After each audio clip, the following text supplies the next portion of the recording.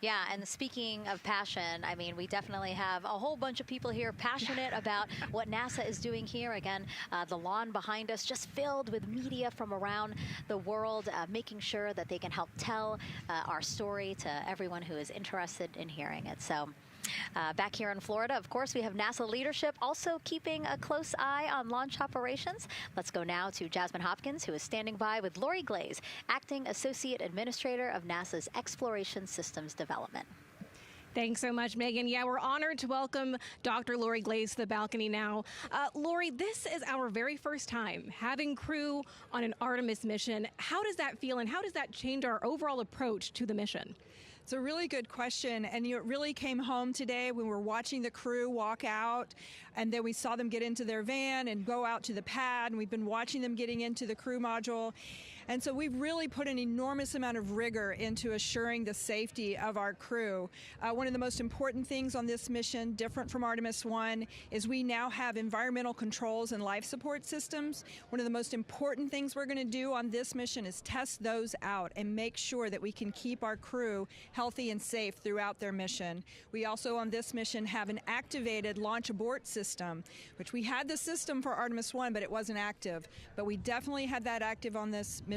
We want the ability, again, if something goes wrong, to be able to have that ability to abort and get them back to the ground, again, safe. Absolutely, Lori. I mean, as you're driving home, safety is paramount here at NASA, and your program is responsible for all of these Artemis elements. We have the Space Launch System, Orion, ground system. So how do you get everybody cohesively on the same page for a day like launch? And that's a great question, and it's really been wonderful to watch our teams working together. We have the ground systems, which are kind of the bookends of our mission. The ground systems help prepare us to get the rocket ready to take off. They're doing all of the loading of the tanks right now and getting the crew into Orion. And then at the back end, they'll be there to recover the crew when they land in the ocean. But they know that their job is to make sure that that rocket is ready to go and that the crew module is ready to go. And then the rocket itself, the space launch systems, they know that their job is to deliver the crew module to the right point in space so that they can conduct their mission. And then again, they have to make sure that everything is ready, that they set them on the trajectory that is going to bring them around the moon and set them up to land in the right place in the Pacific Ocean. And that's their job, and they know how important that is. And they have to work closely with Orion, which again, they also have to work with all the other teams to make sure that everything's working together. And then on top of that, our flight operations teams, all the people on the ground, they're all working together. They know this mission doesn't work unless every single part of the mission works. Right. Lori, there are so many things that have to work together today. We can't wait to see what happens next. Thank you so much for being here. It's my pleasure. Thank you. Of course. And with that, let's take it back to the countdown with NASA's Megan Cruz. Yeah, and speaking of the countdown, 1 hour, 59 minutes and counting until the opening of our 2-hour launch window at 6:24 p.m. Eastern Time. This is a shot of Jetty Park. It's a nearby popular viewing location of rocket launches, and it is so great to see how many people are here. I mean, this is a Wednesday. Like, people had to take time off of school and off of work, but it's something that they felt like they wanted to do, to be here. Yeah, you know, I think just based on the chatter on the airplane ride yesterday, half of my airplane ride oh, no here way, was, really? They were coming to see the launch. You know, everybody's excited and traveling from all over the world to come see this launch. And it really is a great day. We had some sprinkles here in the crowd, but for the most part, I mean, it's just a beautiful day to witness history. It is, yeah, you know, a little bit of sprinkles, but for the most part, the clouds are staying away, and you can see the blue sky behind us, so hoping for good weather in a couple hours. Absolutely. And so Dr. Lori Glaze mentioned what we learned from the Artemis 2 mission helps pave the way to sustained human presence on the lunar surface. So what are the objectives of this mission to eventually accomplish that? Let's check in with Gary in Mission Control for more. Thank you, Megan. Yes, the ascent teams are here in Mission Control Houston, working through their steps to prepare for a go for launch. Right up here on the front board, we're watching the teams in the White Room work through their checklist and closing the hatch as we verify ours, working as one NASA team. What Dr. Glaze said about working across the teams throughout the nation is true. It takes one NASA team to bring everything together and accomplish the mission objectives. The Artemis II is designed as the first crewed test flight of NASA's Artemis campaign, sending astronauts into lunar space to validate systems, operations, and human performance ahead of a more complex lunar landing missions. NASA has identified an extensive list of mission and flight test objectives that serve as a checklist to verify the capabilities needed to land humans on the moon. For the Artemis II mission, there are 5 overarching priorities that cover the mission and flight test objectives.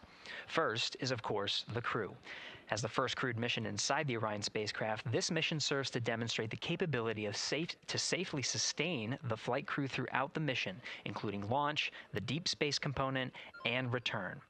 Number 2 is systems. This mission brings it all together to validate the performance of all ground and flight systems needed for a long-term lunar campaign, from launch infrastructure to spacecraft operations in deep space. Third is hardware and data. We'll be gathering performance data as much as possible over the Deep Space Network, but we also aim to retrieve onboard data and hardware after splashdown to gather additional insight and improve future Artemis missions.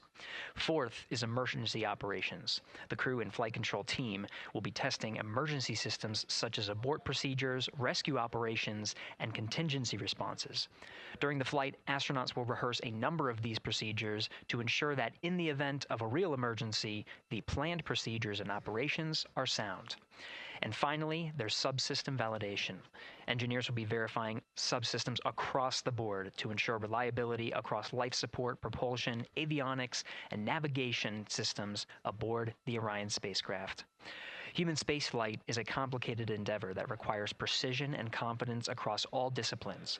You may hear the phrase, human spaceflight is the greatest team sport, a few times in today's coverage, and it's absolutely true.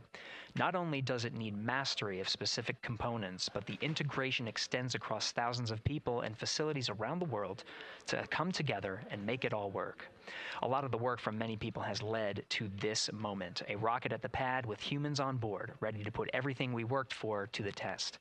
I'm certainly excited about it. The teams here in this room are looking forward to supporting the mission, and I hope those watching are as excited as we are. We are following the countdown here in Mission Control Houston. Everything continues to look good. Now inside 2 hours from the beginning of the launch window. With that, I will send it back over to you, Megan and Nicole. Hey, Gary, thank you so much. We are getting word that the launch team is working something that we would like to give you an update on. So let's get on over to Daryl. All right, thank you, Megan. And we are live in Firing Room 1 here at the Launch Control Complex. Yes, we are currently not working any constraints with regards to the rocket or the ground systems. But the launch team has been made aware of an issue that the range is working. And currently they're monitoring that work that is going on over at the range. We understand that that issue is related to the flight termination system. Now, the flight termination system, just to give you a quick explainer, every rocket has a flight termination system. It's the system that the Eastern Range here uses in order to send a destruct signal to a rocket in case it veers off path. So it's a very critical, important safety component in terms of how the range keeps the public safe here. We understand that the flight termination system, they're working an issue. And so as they continue to work that issue, they've asked for some assistance from the launch team to help verify some of the work that they're doing on their FTS system. And this is where it gets a pretty unique situation here. The assistance they've asked for is to verify what's going on with their system. They want to check it to see that the work they're doing is okay. And in order to do that, the FTS console operator inside the firing room has been asked to help them verify it. And the way that they're going to do that, and the solution that he proposed to check and verify the system with the launch director, and she gave the approval, is to go get a piece of heritage equipment from inside the VAB that was used during the space shuttle program. And this equipment is able to receive commands by the range through the flight termination system. And so with this piece of equipment, this console operator who works FTS was granted permission to go over to the VAB next door and get this equipment that he's very much aware of and used during the space shuttle era. And so that is in work right now. The bottom line of all this is, at this moment, the range is no-go. But that is not stopping us from moving forward in the countdown. We can continue to process and work the countdown. The closeout crew will continue to do their work, and the launch team will continue to do their work as well. But we'll keep you updated on what happens in regards to, as far as my understanding goes, a pretty unique situation here with trying to bring resolution and kind of help out the situation that we're seeing at the range right now. And that's the latest here from the firing room. I'll send it back to Megan and Nicole out the host desk. Thank you, Daryl. Yes, very unique, but I think it speaks to the ingenuity of this team, right? To say, hey, we have this equipment at the VAB. Why don't we leverage it to try to solve this issue and work it? Yeah, what a great example of human creativity, right? We know this thing exists. Let's go solve this problem. We have time, like Daryl said, we're going to continue to march down the countdown. So we'll continue to get the rocket and the crew ready, but we still have that 2-hour window. So in the meantime, let's try to figure out what's happening with the range. And speaking of the range, what is the range for people who might not watch rocket launches with us often? Sure, yeah. So anytime that you launch a rocket, you have to clear the airspace, right, in the launch corridor. So where the rocket's flight path is going to go, you have to make sure that that whole airspace is clear. And so we actually have assets, the Space Force helps us out with this one, but, we want to make sure that there aren't airplanes in the way and there aren't other, maritime assets in the way or things like that. So that there's a whole group of people. We talked about, actually, Gary said it great, right? It's a huge team sport, and so there's a whole group here on the ground that is monitoring that launch corridor to make sure it's clear and ready to go.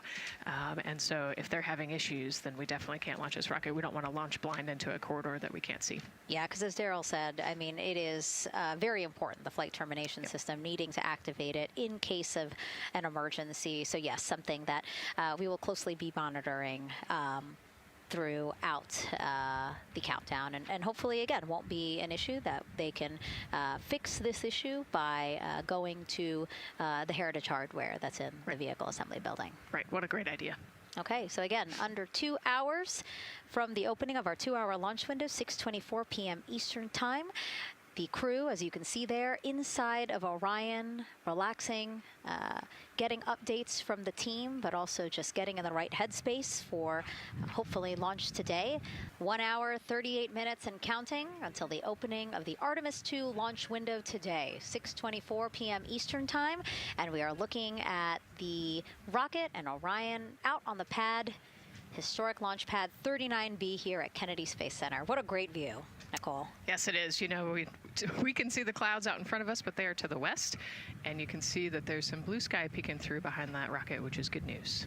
And more people continue to come on center here. About a couple of hours ago, folks with special passes to come on center were allowed to start driving on with family and friends. And of course, we have media growing by the moment here at the press site here at Kennedy Space Center, setting up their cameras, setting up tents, interviewing folks. Again, this great jib shot that we have from our camera here showing all the interest that we have here at the press site. And actually, even to the right of us, so camera left, no, sorry, the right of your screen, left of us, plenty of other people there, set up with their own tents, broadcasting to their own viewers. And so again, just really cool to see everybody wanting to share in this moment. Yeah, how many media tents we can see from here. It's a beautiful thing. Yeah. I think it's important to share this message with the whole world. Yeah. And so let's take a look now at people who are watching in other parts of the country. We have this shot here from the U.S. Space and Rocket Center in Huntsville, Alabama. Oh, Oh, man, look Just at that. kidding. Museum of Flight, Seattle, Washington. So sorry. Hello to you over there. Sorry, I thought that you were in Alabama, but here you are from Seattle, Washington. Again, the Museum of Flight. They must have had a special event to bring people there to watch, as well as a special event here. Now, correctly, the U.S. Space and Rocket Center, Huntsville, Alabama. Of course, they would have a lot of people here, and I'm sure this crowd will grow when we get closer to launch. Marshall, the home of the SLS rocket. Yes. Yeah, this is a great chat. You can see all the people there, and obviously you've got quite a few artifacts in there as well. Oh, now they us. know. Yes. Yeah, now they know. They're on the broadcast. That's too funny. Awesome. Hey, listen, it's all right. We can sit. We can sit and chill until we wait for the opening of the window. No, there they are. Yeah. Everybody's excited.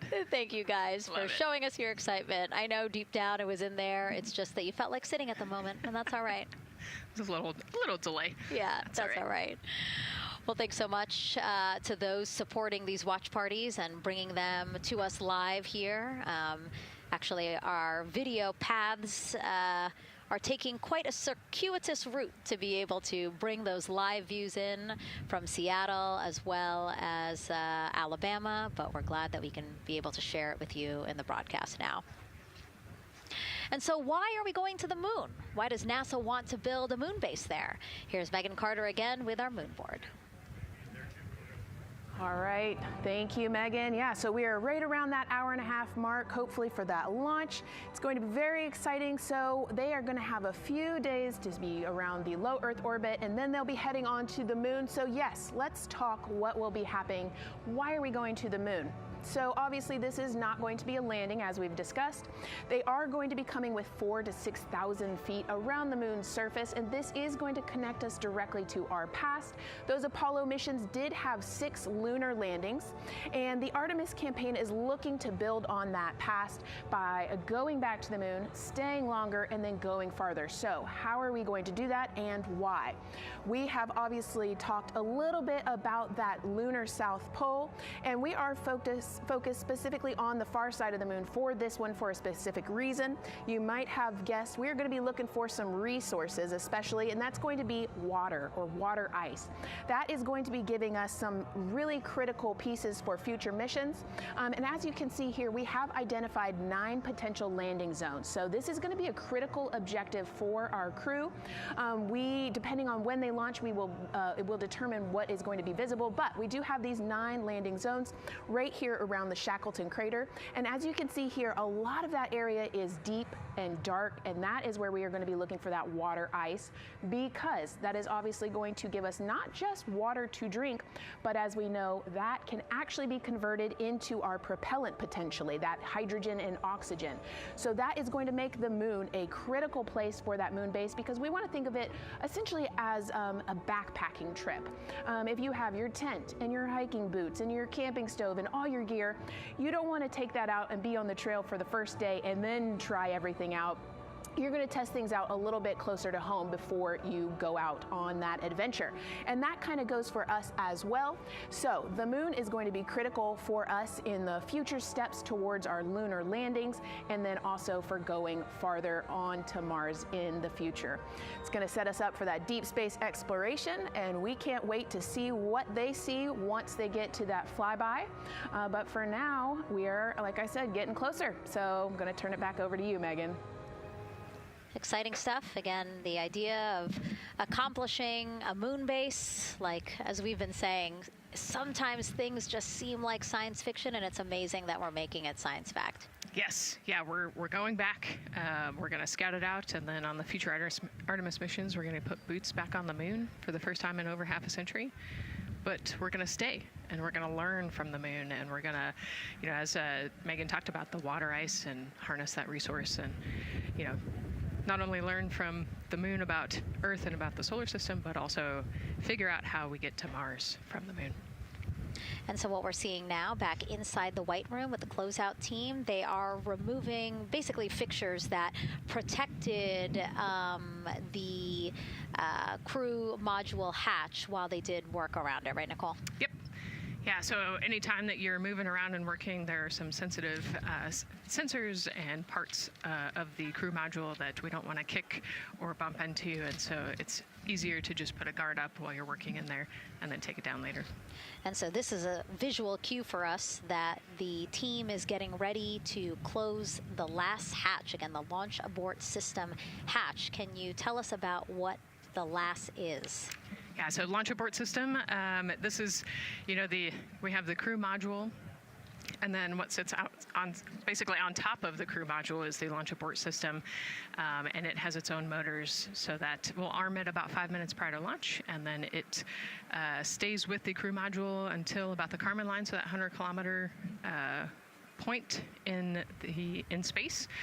Once the crew could safely get to orbit, it will actually be jettisoned, and the crew module will then be exposed. So this is just a safety mechanism that stays on the outside of the crew module, and then as they monitor the attitude and the thrust and all sorts of the roll, all sorts of different data points to make sure the crew is safely getting to orbit. And once they are safely to orbit, then we will get rid of that launch abort system.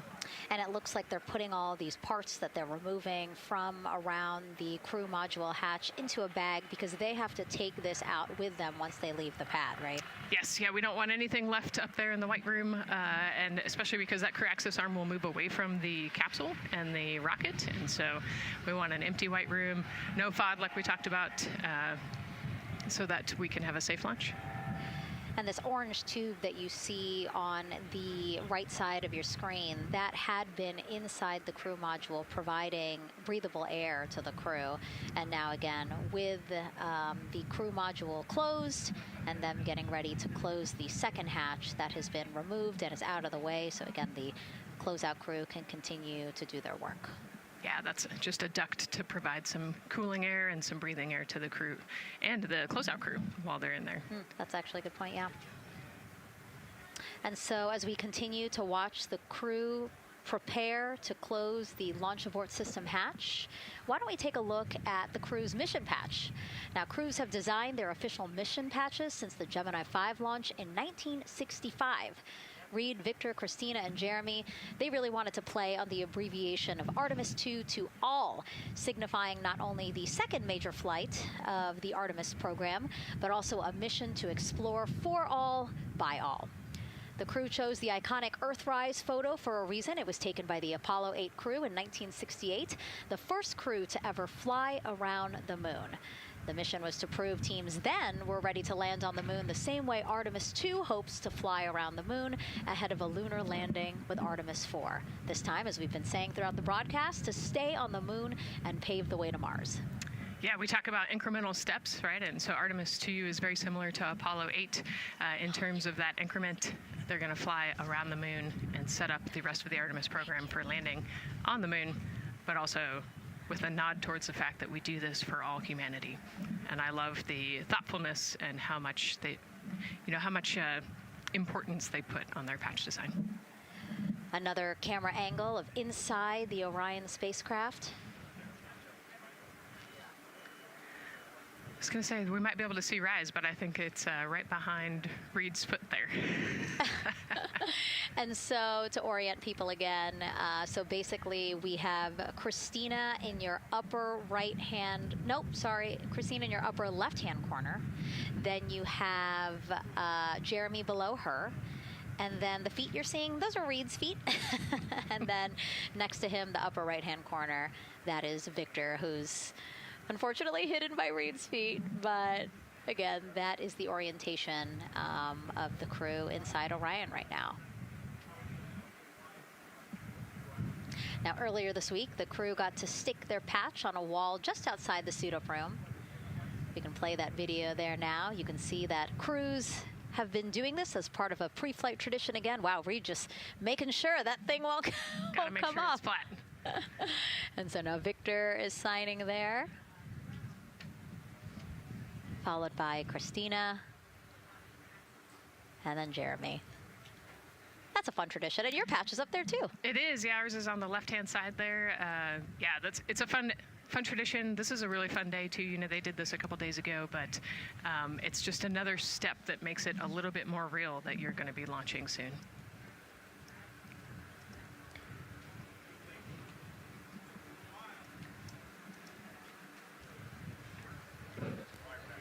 Again, we talked a little bit about this before. The basically like a computer there on Jeremy's leg, a way for him to just check out the data, see some of the data that also Reed and Victor are getting to see, but in those much bigger displays for Orion. Right, yeah, it's basically a tablet on his leg, and it's actually plugged into a cord nearby that allows him to have a screen repeater so he can see what they're looking at. And it looks like he's taking notes. Can you talk a little bit about what that is? It's part of, all of them have like a little procedural book, right? Right, yeah, so they have what we call a knee board, and they'll have blank pages to take notes on. They might have a cue card or procedures, or they can be kind of custom built to what each crew member wants for their knee board. What I really like about that package is, again, just reminding people that this is spurring so many jobs across the country. Yeah, across the country and across the world, right? The whole world has a part of this. The Artemis Accords are signed by over 40, 50 different countries. And so, yeah, we're taking all of the taxpayers' money and we're putting it right back into the jobs here in the U.S. And the money, too. You know, when we have more disposable income because we have good paying jobs, that's money that goes back into our economy as disposable income. So really, it is just an ecosystem that NASA is proud to be a part of. Right. Not only is it about the money and the economy, right, but it's also about the science and what we're going to learn and exploration. You know, on top of all of those things, we benefit the economy as well.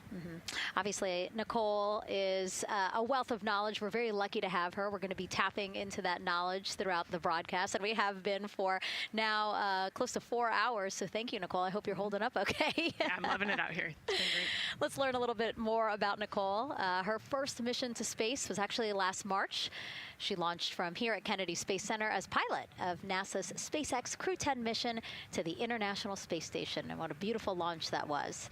She spent 148 days in space conducting science experiments that could benefit us on Earth. For example, one studied the physics of liquids, which could help researchers deliver medicines more effectively. She also conducted an almost 6-hour spacewalk to help upgrade the orbiting lab's power system. Nicole is a lieutenant colonel in the U.S. Air Force and flew one of its most advanced aircraft. She was born in San Diego, California, and is a twin. That's a cute photo of the two of you. Oh, that one too. Young explorers, yeah. Yes, yes. That's so great to just see how far you've come. Again, I think that speaks to what we've been saying. Like, you know, just if you're passionate about something, go for it and see where that takes you. Yeah, I think that's a great example. You know, I was a serious little kid with really high goals and, you know, just kept working hard and never got bumped off the path and ended up here. And, you know, I think it's a testament to the human, like we talked about, you know, if you're willing to work hard, be a good team player, you can really get anywhere you want in life. And that's what I love to talk about. Christina has mentioned similar things. And so it's been kind of a theme for the day. Yeah, definitely a theme for the day, a theme for the team. The team has said the same, the crew has said the same sort of things. So absolutely, Nicole, thank you so much for being here. And hopefully only a little bit more until launch today. Hopefully. So today's Artemis 2 test flight will mark only the 7th time NASA astronauts will launch on a new NASA spacecraft designed for crew. And then controlling the flight will be Mission Control in Houston. Our Gary Jordan is inside with flight controllers. Hey, Gary. Hey, Megan, you are right. This is a significant milestone, and we may be putting the names of a few more astronauts in the history books today. The Artemis 2 crew is set to launch today will join a select list of humans to fly in a spacecraft for the very first time. And Artemis 2, like missions before it, is a test mission. During ascent, the crew and the teams here in the room are prepared for a variety of scenarios. Some of these will be called out directly by Capcom Stan Love during ascent, and some are a little more subtle. These calls can be split into 2 categories: alternate main engine cutoff or MECO targets, and aborts. First, there are 2 alternate MECO targets, or AMTs. These note milestones to give flight control teams and astronauts an idea of what would happen after that moment should the core stage lose one of the main engines. First is AMT low. You won't hear it called out by the crew or Capcom since this happens right at liftoff. If the core stage loses one engine at this moment, an abort once around option could be made at main engine cutoff, meaning the crew could target a splashdown in the Pacific. The second is AMT high, which will be called out by Capcom Stan Love around 22 seconds. After this moment, if the core stage loses an engine, we can still pursue an alternate mission in low Earth orbit to accomplish some of the test objectives. And at about 5 minutes, 16 seconds into the flight, you'll hear the call 3 engine press. This is a good moment. After this point, if the core stage loses an engine, we can still make a nominal main engine cutoff and pursue a moon mission as expected. Again, these MECO targets give the flight control teams and crew an idea of what lies ahead should one main engine be lost, but assumes we are otherwise continuing to a main engine cutoff target. This differs from an abort, where the Orion capsule separates from the Space Launch System prior to the planned separation time. There are abort options at every moment that integrity is attached to the Space Launch System, from the pad to more than 3 hours into the mission. During the first 8 or so minutes of powered flight, there are 3 abort options. First is the use of the launch abort system, which you see at the very top of the rocket, and here in the White Room where the hatch is open and teams are working to close it. This particular abort capability can be used from here at the pad through roughly 3 minutes and 22 seconds into the flight. Next is an untargeted abort splashdown, or UAS. This uses Orion's service module engines to escape the SLS and becomes available immediately after the launch abort system jettisons. Third is an abort once around, or AOA. You'll hear Capcom Stan Love call AOA open around 7 minutes 30 seconds into the flight. This also uses the service module engines, but the burn profile is a bit different to aim for a splashdown in the Pacific after one trip around the Earth. NASA's expedited recovery teams are staged off the coast of San Diego to get to the crew and integrity quickly for this abort option. An AOA option continues to be available until solar arrays are deployed on the Orion service module a little more than 30 minutes into the mission. At this point, an abort to orbit, or ATO option, becomes available until separation from the upper stage around 3 hours and 23 minutes. Mission profiles can vary depending on when an ATO is executed in that window, but with power being drawn from solar arrays, it buys more time for astronauts and flight control teams to make decisions and stay in Earth orbit, return for a splashdown, or continue to the moon. The Artemis II crew and flight control teams are well trained on all of these scenarios, and the calls you'll hear to the crew on Orion to Earth may help them be in a ready state for whatever challenge may come their way. At this time, we're not tracking any significant issues here in mission control in Houston, Texas. That would be showstoppers for today's launch. We're continuing to, of course, monitor the countdown along the way and make sure all systems are go for when we reach T0. With that, I'll send it back to you, Megan, at the Kennedy Space Center. All right, we are ready for another reading if you are ready over there. Yes, sir. CBA is steady at 2,600 PSI. All right, copy that. And you know, the more times we ask you to do that, the closer we get to launch, so that's a good thing. Copy. You heard it there from NASA Test Director Jeff Spaulding.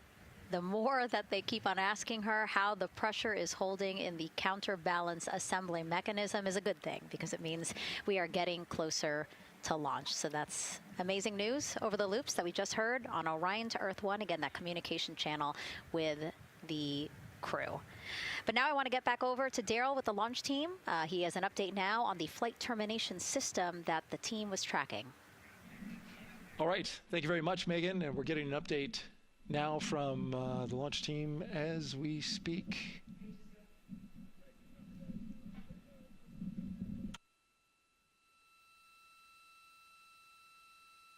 All right, stand by 1 second.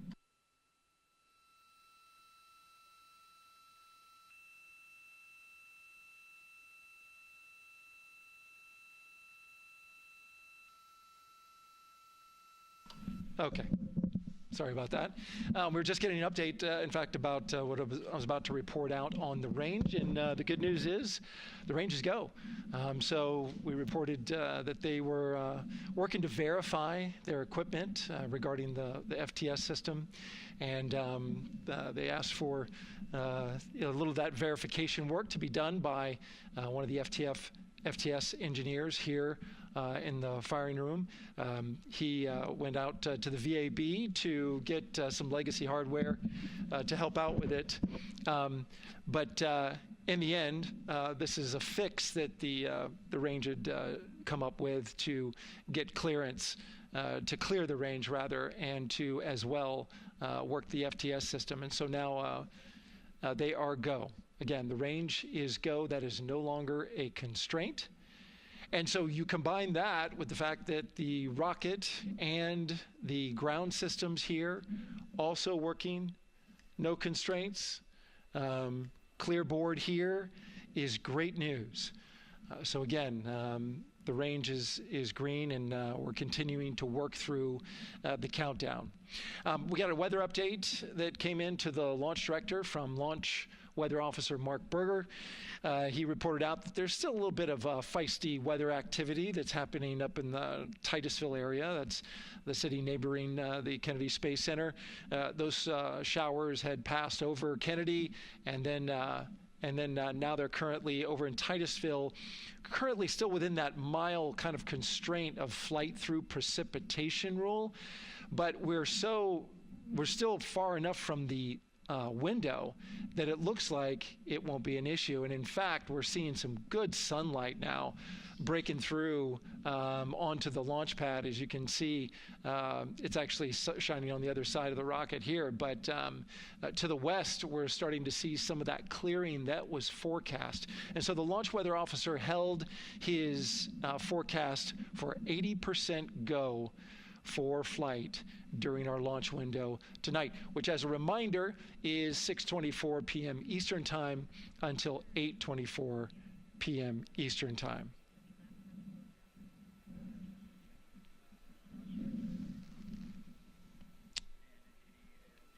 And we're also hearing that the last hatch closure, as you can see in the bottom corner of your screen, they're starting to work on that. That's the launch abort system hatch. There are two hatches, the crew hatch and the launch abort system hatch, and the closeout crew that you see right there, right on time with their work as they go to shut. And you can see it in motion right now, that launch abort system hatch. That's the latest from the firing room. We'll send it back to the host desk. Thank you so much, Daryl. Great news all around. And yes, we did just see them close the last hatch. And now we are looking at a live view of Banana Creek. Lots of people there, I'm sure, relieved to hear that that issue with the flight termination system has been resolved. And we are go for launch. Go for launch from the range, go for weather, and go from all of them, I would imagine. Yes, it's got to be exciting. The crowd is building.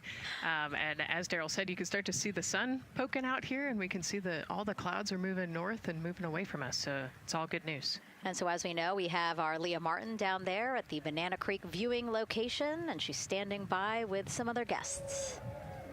Hey, Megan, I don't know if you heard that huge cheer just now, if you heard a big rumble. As soon as Daryl said that the range was clear for launch, everybody clapped. It was super excited as we get to these final countdowns.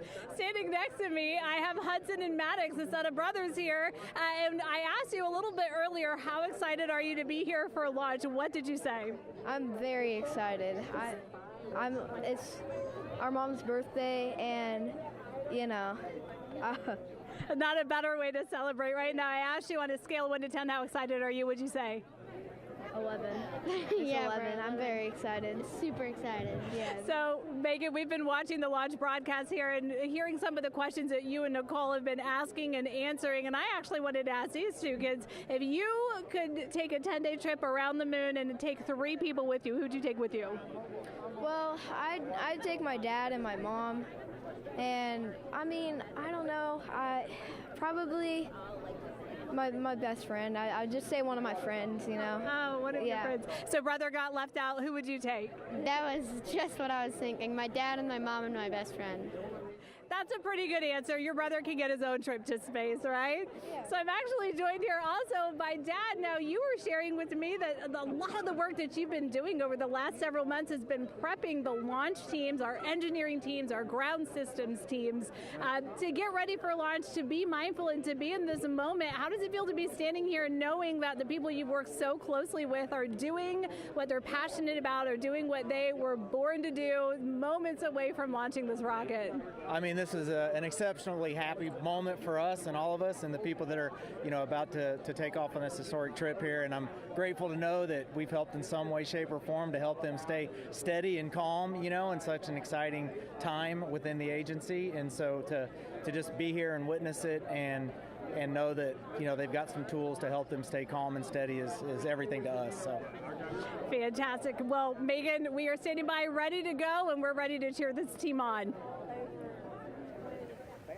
Thanks so much, guys. And yes, Leo, we did hear that cheer. That was very exciting. I think the vibe over there is they're celebrating, they're having fun. And here, once they heard that we're go for launch, everybody had to run back to the camera and work. It's a little bit of a different vibe, but I definitely think that people are excited, especially as we see now live inside of the White Room at the launch pad. The closeout crew has closed the launch abort system hatch. You saw there, we took it live. Took a lot of them. I think all of them, except for one. I think it took all 3 or 4 of them to push that hatch door close. And then they felt around the perimeter of the door to make sure that everything was sitting just right. Right, yeah, we talked about how heavy the crew module hatch is. This hatch is just as heavy probably. And so, they're working the closure here. And working those connections, and you can see, there's still 3, 4, 5 people that we can see in the White Room. It takes a lot of people to get these hatches closed and this rocket ready to launch. Mm-hmm. And so the next step in the countdown is that this team will start closing out the White Room. So basically disconnecting things, stowing things, making sure that when they leave, there is nothing that isn't supposed to be there. And really, then at that point, it's just all 4 of the crew member, Victor, Reed, Christina, and Jeremy by themselves at the top of the launch pad. Yeah, and then eventually that crew access arm will move away, and then it'll really just be them up on top of that rocket. Mm-hmm. Yeah, your eyes lit up when I said that. That's exciting. It is. It is. Yeah, we had a moment, we talked a little bit about my fear of heights, but most of our crew is afraid of heights. And so there was a moment where I realized that it was just us, 100 and some odd feet up and no crew access arm, and may or may not have said something that made everybody go, huh. Were you wondering to yourself, how did I get here? We're pretty far up. That crew, again, bringing that drag-on camera. That camera is a handheld camera that is a live look for teams who are remotely watching these operations closely.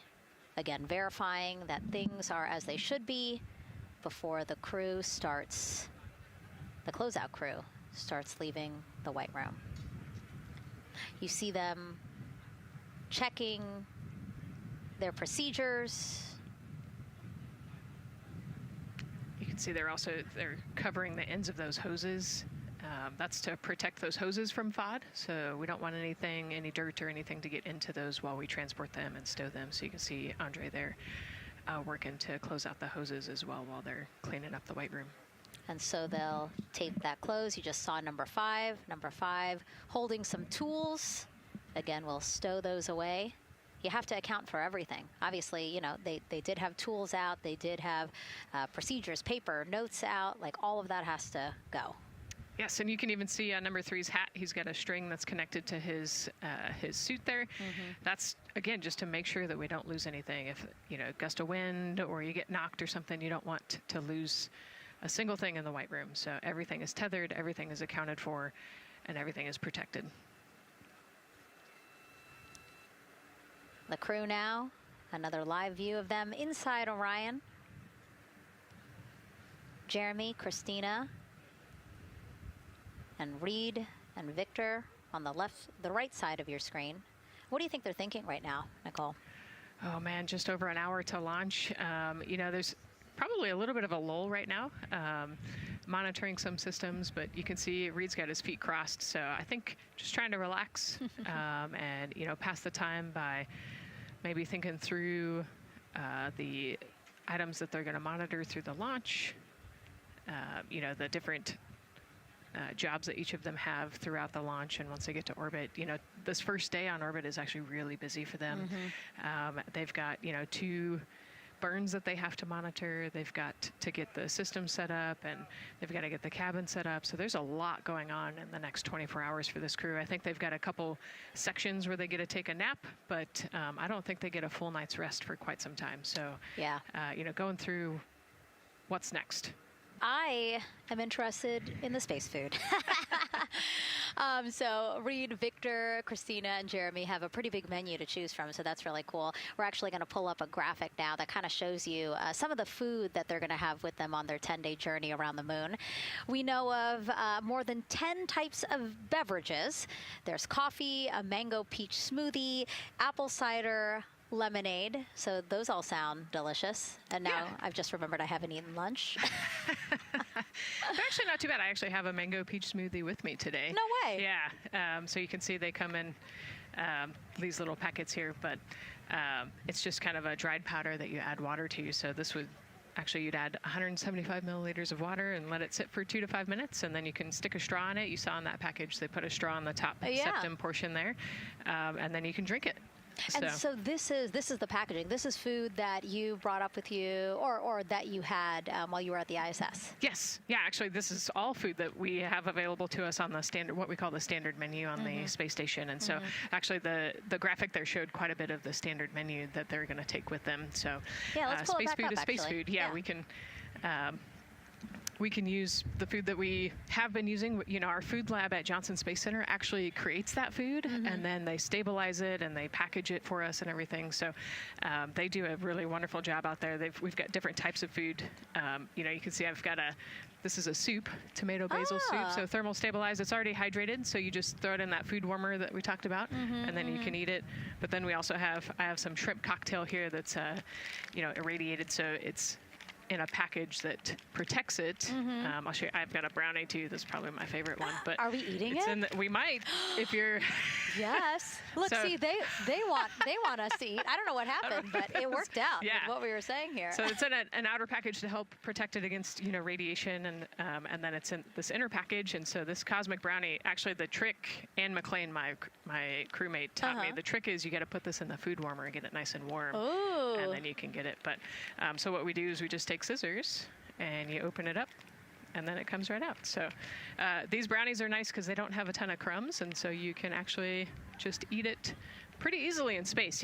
If you imagine, that would not happen in space. It would not fall. But yeah, so we've got all sorts of things that you can actually eat. The menu's pretty good and pretty diverse on the space station, and then as you saw, pretty diverse for Orion. Nice. Yeah, that's amazing. And again, here's a look at the crowd that's starting to continue to grow here as we get closer and closer to launch. We are now under an hour from the opening of our 2-hour launch window at 6:24 p.m. Eastern Time. And so let's take some questions from social media. We haven't taken some of those for a while. You put that brownie away, Nicole, or I'm going to steal it. Nicole, we have another celebrity who submitted a question. Let's take a look. Okay. A quick question for the Artemis crew. What food from Earth would you bring with you into space? And why would it be lasagna? Because that's the greatest food. Again, not really a question. Yeah. Because he was like, it's lasagna. It's got to be lasagna. There is lasagna on Space Station, and it wasn't too bad. Probably not my favorite food of all, but yeah, lasagna's not a bad option. It's a high-calorie meal. If you're trying to, carb load for a spacewalk or something, it's a great option. Yeah, I remember Christina saying that her favorite food on the menu, and actually, she was saying that she was getting in trouble because people kept on saying, you can't eat mac and cheese every day, Christina. We mentioned the mac and cheese and brisket earlier. Man, I would put those two on a tortilla. That would be great. That sounds delicious, delicious. Well, thank you so much, everyone, for sending in those questions. For everyone from a 5-year-old that we got a question from to all the way to Roy Woods Jr. there, a comedian. So thank you so much. And if you're just joining us, welcome to the Space Coast of Florida, where we are counting down to liftoff of Artemis 2. You see a beautiful aerial shot there of our rocket on the pad. For the first time in more than 50 years, we are sending humans to fly around the moon and back, and we're taking you all of you with us on this next chapter of human spaceflight. I'm NASA's Megan Cruz, and this is NASA astronaut Nicole Ayers. Great to have you here, Nicole. Yes, this has been a beautiful day. Excited. We're continuing to march towards this launch. Yeah, and if all goes as planned, this crew could travel farther from Earth than any other humans before them and see parts of the moon no one has ever laid eyes on. How exciting. Yes. Exciting is an understatement, I think. That's true. We're going to see the far side of the moon for the first time by humans in a long time. It's important. And as the crowd again builds behind us, more activity that you're seeing here at the Kennedy Space Center press site. We also have a ton of people gathering around the world to watch this history-making moment. So let's take a look at those watch parties now. Oh. That crowd has grown. We checked with them probably like 30 minutes ago, and it was half that. But again, as we get closer and closer to launch, we are seeing more and more people gather together, wanting to experience this together and not just in a vacuum at home, you know? Yes, this is so exciting. Look at all of those people. Man. And now here we are back in Seattle, the Museum of Flight. Again, people gathered there to show their kid. We see someone walking in the second row there. His first crewed launch to the moon. How exciting. That is exciting. Hello, everyone. Woo. Oh, that's so great. And now let's get you up to speed on what's happened so far. Again, we are now within an hour of the opening of our launch window. So what has been happening so far today? Well, a lot. After waking up and grabbing a bite to eat, our Artemis 2 crew suited up inside the historic crew quarters, a tradition that dates back decades. Teams helped them into their custom Orion crew survival suits, and just like other crews before them, they gathered around a table for a card game to pass the time, but to also burn off any lingering bad luck before they walked in the footsteps of every NASA astronaut launching from Kennedy Space Center since Apollo 7 in 1968. They walked outside the Neil Armstrong Operations and Checkout Building to greet a crowd of family, friends, supporters before getting into their Astrovan for their security-escorted ride out to historic Launch Complex 39B. They got a close-up look at the SLS rocket, then walked across the crew access arm and climbed one by one inside their Orion spacecraft. After that, teams conducted final checks with the crew before closing both hatches, the crew module hatch, as well as what you're seeing there, the launch abort system hatch. And now we are back live at the pad where the closeout crew is getting ready to leave the White Room.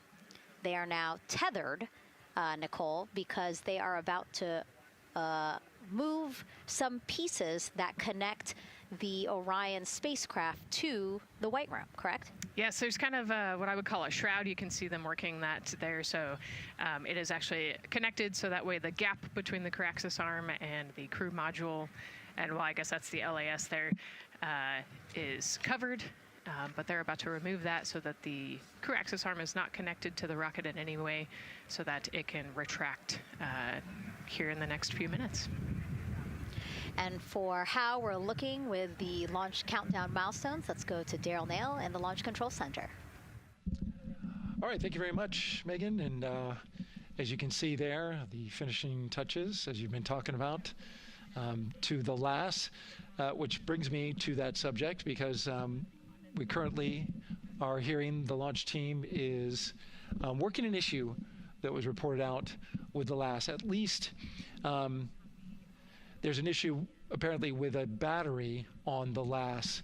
The engineer who is in charge of the launch abort system sits on console here, reported that a temperature for one of the two LAS batteries is out of range.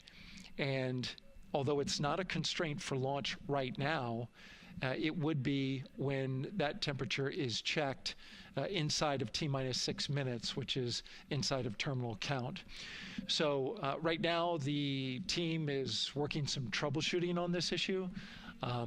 Going to follow, of course, along closely with what they learn. But again, a battery temp for one of the 2 batteries on the LAS is out of spec, and the team is working to understand, first of all, whether or not this may be a sensor issue, or is there an issue with the battery itself.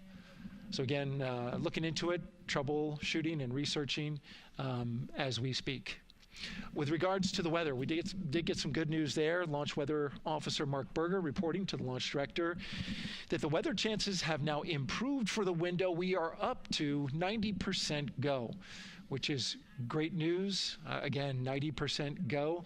That is up from the 80% that we started when we had the first weather forecast come out officially 3 days ago. And so that is great. And for anybody who's here in the launch area knows that is certainly viewable. They can see that by just looking up. So we're getting some good clearing as forecast. And then just a reminder for those people who are watching the launch from the nearby area that if you're watching on an internet-enabled device, just remember that there may be a little bit of a delay. Can't tell you how much of a delay, but since it's on an internet device, sometimes this broadcast might be a little behind what you're actually seeing. So just keep that in mind as you are watching. Don't wait to the last second to run outside if you're inside your RV or your camper or your house. That's the latest here from the firing room. Of course, we'll keep track of that last battery issue. We'll send it back now to Megan and Nicole at the host desk. 2 of them there had to be tethered to the inside of the white room, because obviously now we have detached the white room from the Orion spacecraft. Yes, that view is quite something. Yeah, spectacular. Yep. Oh, no, I'm sorry. I forgot. Nicole's scared of heights. An astronaut afraid of heights is actually not uncommon, as we've learned today. But yes, so obviously, again, things proceeding as we march closer to the opening of our 2-hour launch window at 6:24 p.m. Eastern Time. Again, the closeout crew just finishing up those last couple of things they have to do before leaving the white room and then leaving the pad, leaving only the 4 Artemis 2 crew members inside the spacecraft by themselves at the pad. Yeah, and then we'll be curious to follow the battery issue on the LAS as well. I think sometimes it's just a sensor issue, sometimes it's a battery issue. So hopefully they figure that out quickly. Mm-hmm. And so if we can take a shot of the crew inside the capsule, if one's available, why don't we talk a little bit more about each of them? So we have Artemis 2 Commander Reed Wiseman, Baltimore native, and he's actually, you see his feet in that shot there from inside Orion. He's been in space once before as flight engineer for Expedition 41 aboard the International Space Station from May through November 2014. During the 165-day mission, Reed and his crewmates completed more than 300 science experiments in areas like human physiology, medicine, physical science, earth science, as well as astrophysics. They actually set a milestone for station science by completing a record 82 research hours in a single week.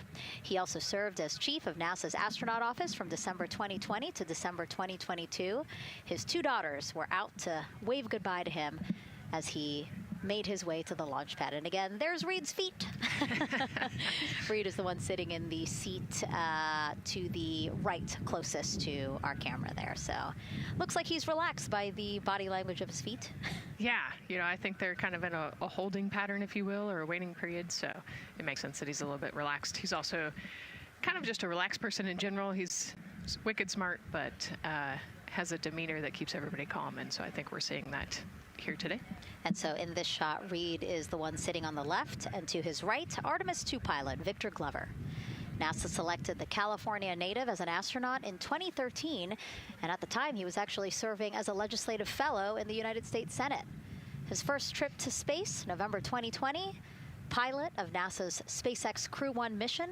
That was the first operational mission of NASA's Commercial Crew program, which resumed launching American rockets from American soil to the International Space Station since the end of the shuttle program. Victor is a U.S. Navy captain and naval aviator who served as a test pilot, racking up more than 3,500 flight hours in more than 40 different aircraft. So again, he probably feels pretty at home in the pilot seat of Artemis 2. Yeah, I think he does. He got to say goodbye to his wife and 4 kids. Again, those were the family that he had here at Kennedy Space Center before the 4 of them drove out to the pad. Yeah, and you can see there, we talked about Victor's energy earlier, and you can see him working through, pushing some buttons on the displays. Looked like he was pulling up a procedure, so he's following along and ready to go, looks like. And then mission specialist Christina Cook, sitting on the upper left-hand corner of the screen there, native of Grand Rapids, Michigan, was selected to the astronaut corps in 2013, same class as Victor, served as flight engineer on the International Space Station from March 2019 to February 2020. During that time, she set a record for the longest single spaceflight by a woman with a total of 328 consecutive days in space. How cool. She also participated in the first ever all-female spacewalk. And before becoming an astronaut, Christina helped build space science instruments and led scientific fieldwork in some of the most remote environments on the planet. Her hobbies include surfing, rock climbing, and community CDR, service, yoga, and photography. Go ahead, NCD. There's a couple of suppressed overvolt messages. We're going to go ahead and clear those off your screen. We see them and we copy. All right. NASA test director. We're still working here, trying to get through everything. So we're getting close, and then trying to talk that other issue that we just picked up a little bit ago. But I think work-wise, we're doing really well. Sounds good, NTD. We're doing great on board. Glad to hear it. NASA test director giving an update to the crew. Some messages flashed on their displays. Just wanted to say that they didn't have to worry about that. We're going to clear that. And that also just reassuring the crew, again, that they are tracking and working the issue with the launch abort system battery. Yeah. All right. And then first-time flyer, Canadian Space Agency astronaut Jeremy Hansen will fly to the moon as mission specialist on the Artemis 2 mission. The London, Ontario native selected as an astronaut in 2009. After that, he worked as Capcom at NASA's Mission Control Center in Houston. Capcom stands for Capsule Communicator and is the sole direct voice communicating with astronauts while in space. Jeremy also participated in training exercises, really cool ones, like living on the ocean floor off the coast of Florida to simulate deep space exploration for a week. In 2017, he became the first Canadian to lead a NASA astronaut class. He also enjoys getting out on a sailboat, rock climbing, and mountain biking. He has a wife and 3 children. And he's the one that you see bottom left-hand corner of your screen. I know, I'm trying to see what he's doing there. Christina's looking too. And so there is your Artemis 2 crew inside the Orion spacecraft. And this is actually the 7th time NASA astronauts will launch on a new NASA spacecraft designed for crew. And if you're wondering about the first 6 crewed test flights, here they are.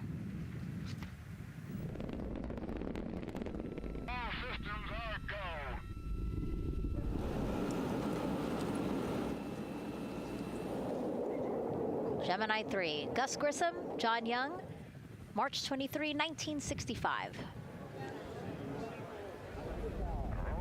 Apollo 7, Wally Schirra, Don Isley, Walt Cunningham, October 11, 1968. Space Transportation System, or STS-1, John Young, Robert Crippen, April 12, 1981. Then NASA SpaceX Demo 2, Doug Hurley, Bob Behnken, May 30th, 2020, followed by NASA's Boeing crew flight tests. Butch Wilmore, Sonny Williams, June 5th, 2024. And now, Artemis 2 with Reed, Victor, Christina, and Jeremy. It is really surprising, honestly, to hear that through all these decades, through all these launches we've had, this is only our 7th new vehicle that we're testing for crew. Yeah, you know, we have so many different missions that we think about and we talk about, but really 7 vehicles that we've tested and that we're flying. You know, I like to think of spaceflight really as a permanent test, right? We have, you know, hundreds of missions or so. You know, an airplane that gets tested and then flown has thousands of data points. And so really spaceflight is always going to be in the test field. And I think it's important to remember that, especially as we put humans on rockets that we never have before, or for the 7th time we start a new vehicle and a new mission. Just getting word now that White Room closeouts are complete. And so the closeout crew is preparing to leave the pad. It's exciting stuff. We are making good time, and the closeout crew is doing really well. 41 minutes, 43 seconds and counting until the opening of our window. And Artemis 2 is a 10-day mission that will send the 4-person crew on a journey around the moon and back to Earth. It will be a critical step towards future lunar and Mars missions. And so Mission Control Houston will control the flight of Orion after a liftoff here at Kennedy Space Center. Here's Gary Jordan, who's embedded with that team. Gary, you might have to pause because we did just hear a call out to the commander in Orion. Will do, Megan. I think that was Commander Reed Wiseman responding to prepare for some of the next steps. We are now holding at the T-minus 10-minute hold. Expected a 30-minute hold. So we are well on the countdown. We are well on the timeline to meet this L-minus time and launch towards the beginning of the window, but continuing to track progress along the way.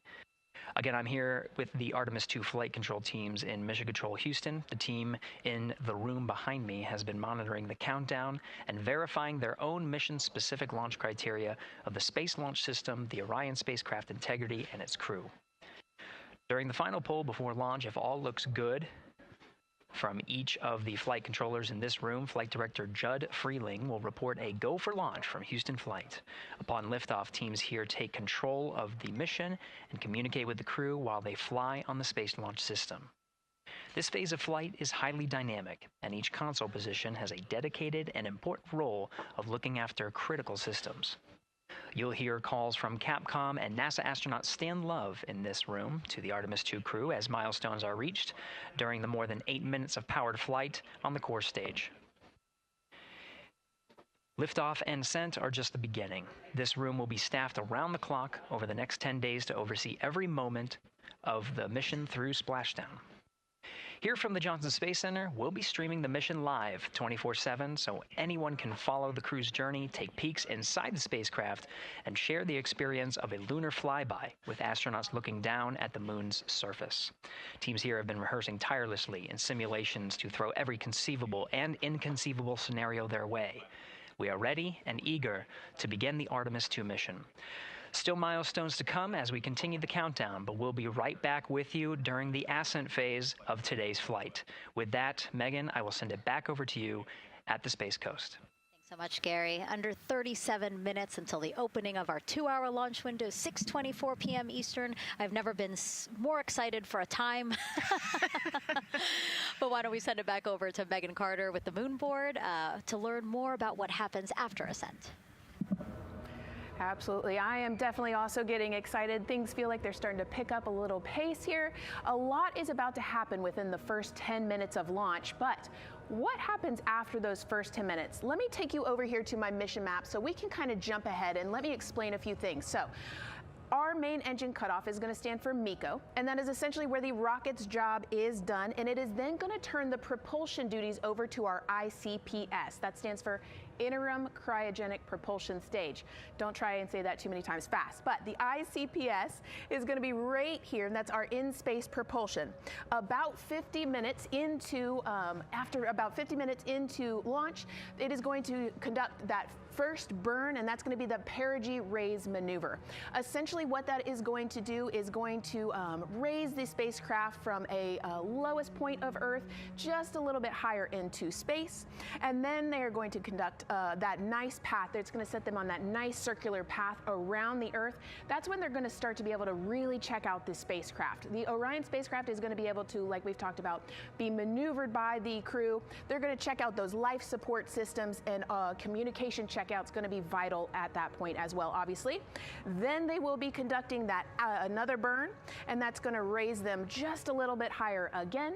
And then they will, it'll be about time for the ICPS to separate, and they will start another lap around the Earth as well. Now, the ICPS, but even after it separates, its job will not be done, because they will have the opportunity to conduct something called the proximity operations demonstration. And this is going to be really important for our future lunar missions, because the ICPS actually has a target on it, and the crew is going to have the opportunity to manually maneuver these spacecraft, like we've mentioned, and practice those docking maneuvers.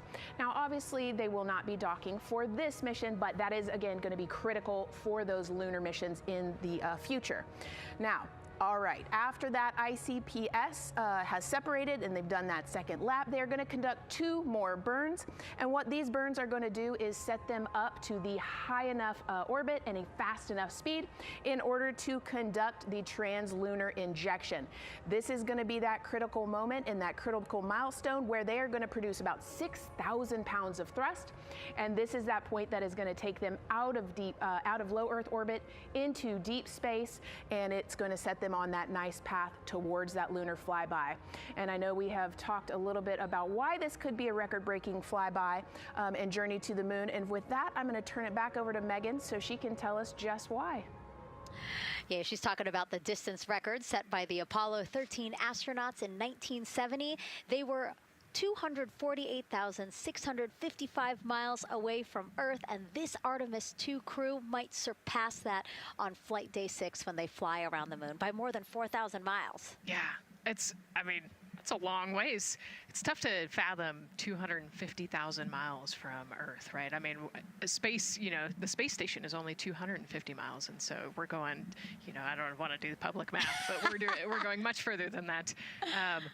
But it's important, right? Because we want to get back to the moon. We want to see the surface. We want to see the far side of the moon. And the way we do that is by breaking distance records. Yeah, and the exact distance record depends on exactly when they launched, like the time, the day. So we'll learn more as we go into this 10-day mission with the Artemis 2 crew. But here we are, 32 minutes, 50 seconds and counting from the opening of our launch window. Feels really, really surreal here as more and more people come to gather on the press site lawn here at Kennedy Space Center. Why don't we take a look at this video that we have here? Some familiar faces who wanted to wish our Artemis 2 crew a safe journey.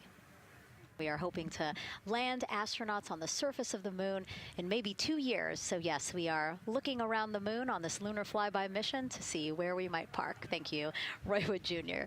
Okay, and as we look at this live view of the rocket on the pad, there is a spectacular place here at Kennedy Space Center to watch launch from, and that's the Banana Creek viewing area. Why don't we go back there where the crowd is excited, and Leah has the best assignment ever, talking to people who are super excited about being here for Artemis 2. Oh my gosh, Megan, you talk about the excitement being palpable. I'm telling you, everybody here on pins and needles as we get just about half an hour away from launch. I've been walking around talking to people, and I'm just struck again and again by how many people are here from across the agency. I want to introduce you to just a small portion of the people across NASA who have been supporting this mission. Patty Ortiz, NASA Armstrong Flight Research Center, Orion program. Orion. Kathy Graves, Glenn Research Center, Office of STEM Engagement. Here we go. David Alexander, NASA Glenn Research Center, Office of STEM Engagement. Jennifer Becerra, Johnson Space Center, the Office of STEM Engagement. Here we go. Right back here. Where are you from? I'm from NASA Glenn Research Center, Joseph Pinakitis. Joseph, here we go. Wes Furman from APL. Maria Arredondo from Headquarters, Next Gen STEM. Mark Robinson, Stennis Space Center, Commercial Space. Amira Flores, Armstrong, Office of the STEM Engagement. Molly Kearns, NASA Glenn, Space Communications and Navigation. Matthew Pierce, Goddard Institute for Space Studies in New York City. Here we go, and right over here. Lauren Ring, Ames Research Center, Data Integration. So we're coming together. We're one big NASA team, one big NASA family, and we have one major message before we launch tonight. Okay, guys, what are we going to say? 1, 2, 3. Go Artemis!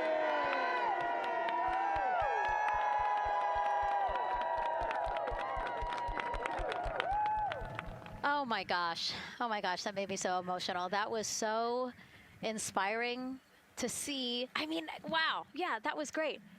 I mean, just to hear everybody say their position, what they're doing to support this mission is amazing. And I'm sure this was something that really rang true and resonated with NASA's Administrator Jared Isaacman, again, to see the workforce come together to do the work and then to be here for launch. So why don't we actually go over to him now with our Jasmine Hopkins at one of our other viewing locations. All right, Megan, thank you so much. The energy here on the balcony is honestly becoming electric as we get so close to launch, and now we are thrilled to welcome NASA Administrator Jared Isaacman.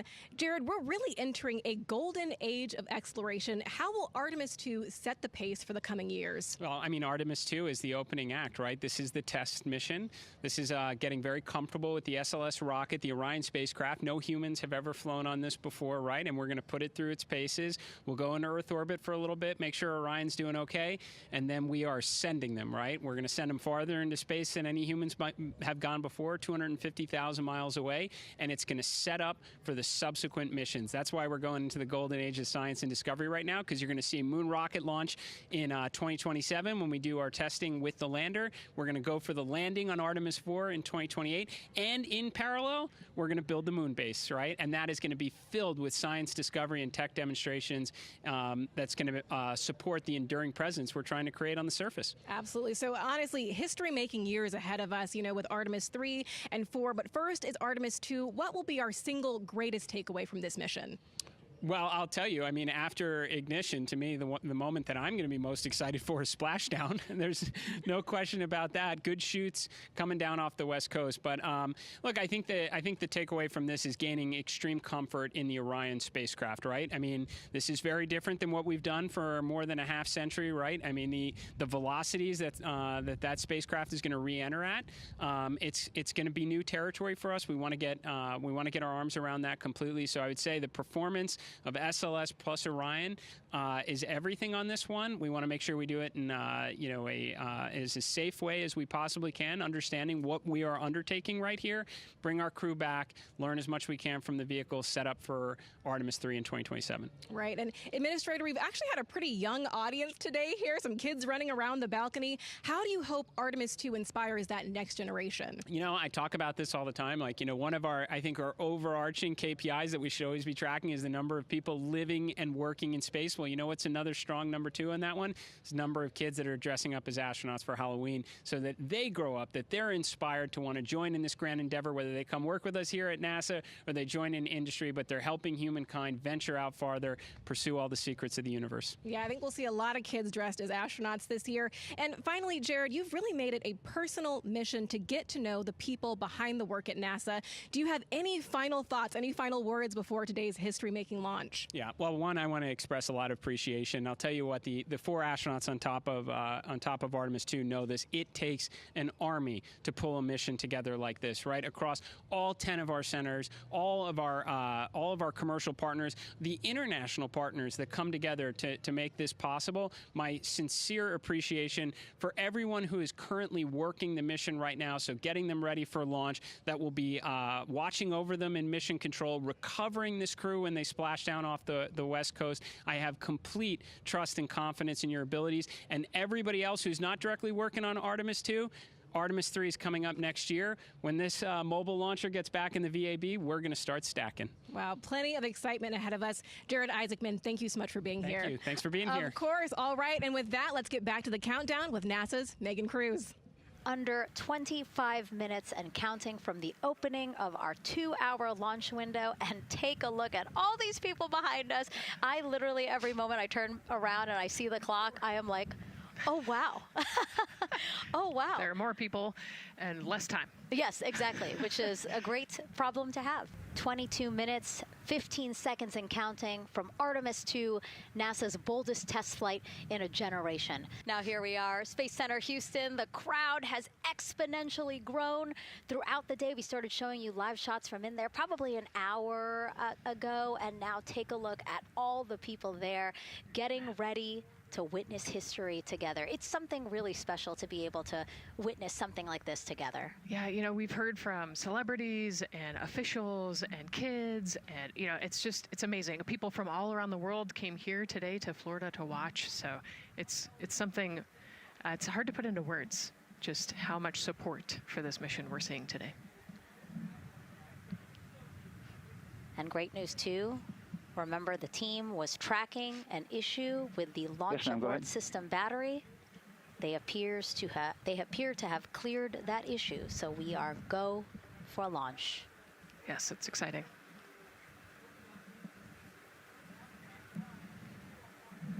U.S. Space and Rocket Center here, Huntsville, Alabama, waving to the Artemis 2 crew sitting right there inside Orion. Inside of 20 minutes from the opening of our launch window, and right now we are targeting the top of that launch window, so we could be launching here in about 19 minutes, Nicole. Wow, I don't know if I expected this today. I'm excited, and you know, I'm glad they were able to clear the problem with the battery on the LAS, and everything has gone really smoothly today. It's been great. The weather cleared up. It's a beautiful day for a launch. And so now, as we are so close to possibly launch now, just what are your final thoughts as we are about to embark on a mission back to the moon, the first time in more than 50 years? Yeah, you know, just so proud of the crew and all of the teams here on the ground that made this happen. You know, they are carrying the torch from the Apollo era into the Artemis era. And, you know, as the crew likes to say, they want to be the shoulders that the next generation. And let's see, GLS, can you help us with that, please?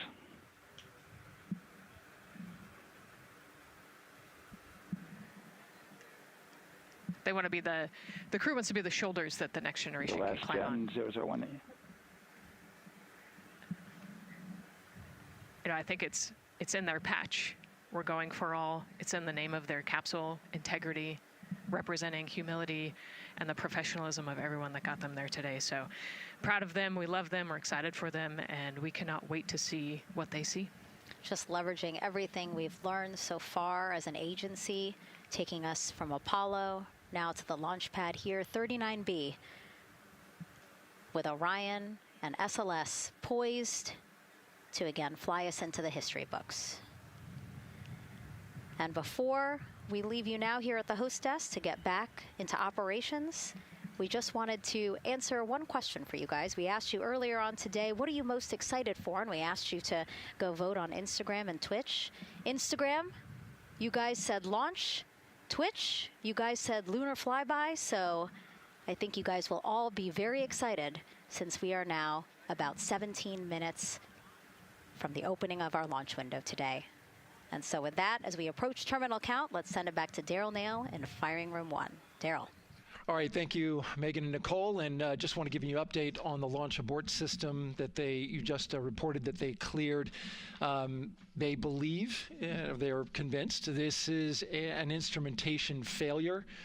So there are 2 batteries on the LAS. The LAS, of course, and with the help of my 2-year-old son's model rocket, Daniel said I could use this, so it's okay. The LAS is right here. It's the tower above Orion. Orion capsule is inside of here. It's used to pull Orion off the rocket in case the rocket is something's going on with the rocket, either on the pad or in flight. 2 batteries are bad. Well, I'm sorry, one of the 2 batteries reported an out-of-family temperature, and it was very much out of family. And so they checked their data going back into the vehicle assembly building where they recharged the batteries and worked on them.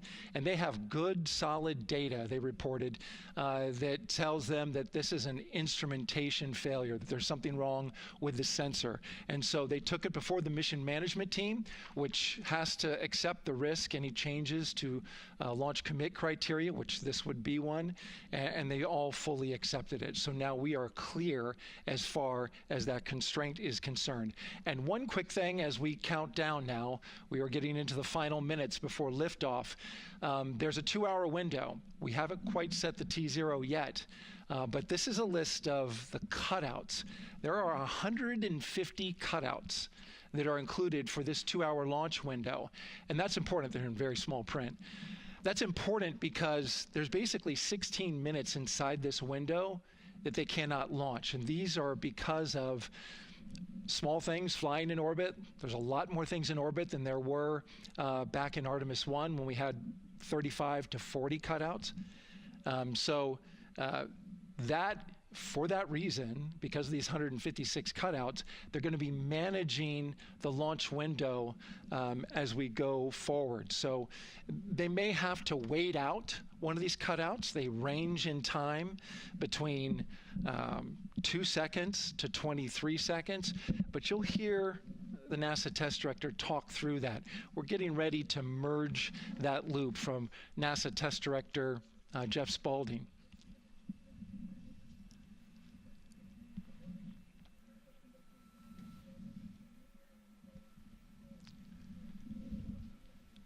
And so now I'm listening to the launch team get ready to merge their operational channel.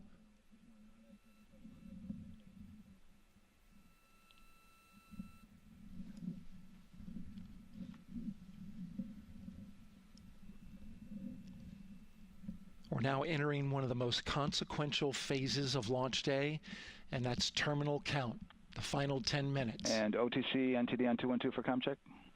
Good, comm. How me? I hear you the same. STC? GTC? GTC is on 212. All right, copy that. NASA Test Director Jeff Spaulding confirming communications with his team.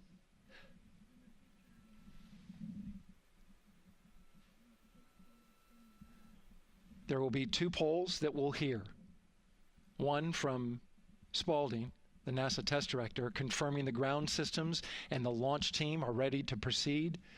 At this point, we have a clear board,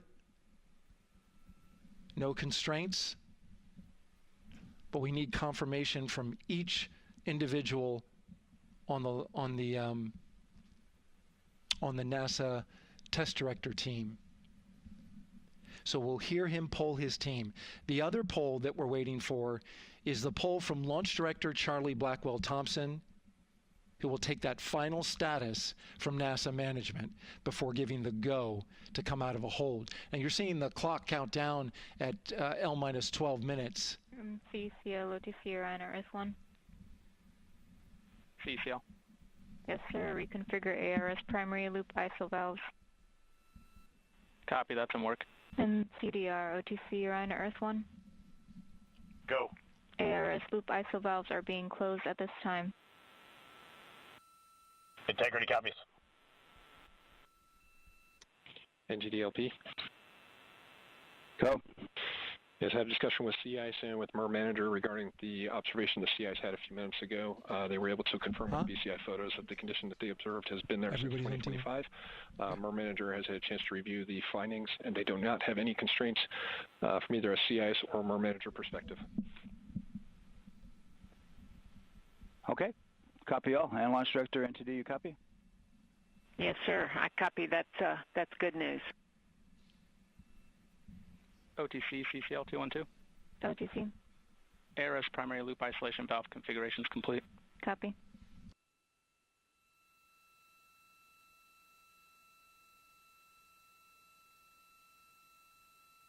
And CGLS NTD, cancel pending, please. GLS copies, and that's complete. All right, and for all personnel, we got a little bit more work to do before we pick up the clock, and we're about a little over a minute from getting to T-minus 10 minutes, but we've canceled the resume time there, and then we'll pick it up after we get through all of our work and anything else that we need to do to get through the remainder of count. So we'll continue working that to get to our T0 today. So when we get to about 50 seconds from now, we'll extend that hold. CVSE, OTC. CVSE. 400, 290, looking to verify that we are configured for ascent. Yep, give me about 2 more minutes. I'm going to start CMA2 streaming. Copy. NTD COSE hold requested. Copy that. I have an LCC violation of O-CT-004, S-band transponder anomaly. This was a transient LCC violation, so transponder 1 had a demodulated SNR estimate that went down to 2 dBm when it should have been between 10 and 13. It is now back up to 12, but we did lose that for just a moment. It does not appear that we lost our bit sync or carrier lock, which would be indicative that we lost our lock with the vehicle. So at this point, recommendation would still be go. However, we do have a pre-planned contingency procedure if we want to look at that. But again, this was transient, so we're back in a nominal range. All right, let's see, LPE NTD. Yeah, we're not seeing that hit. So I guess the question for COSE, was that less than 3 samples? Was that below our persistence? Stand by, let me look. It did look like it did persist for several seconds on mine, but let me take a look at the number of samples. Could I get a repeat on the affected LCC, please? Yes, ma'am. That's going to be O-CT-004. Thank you.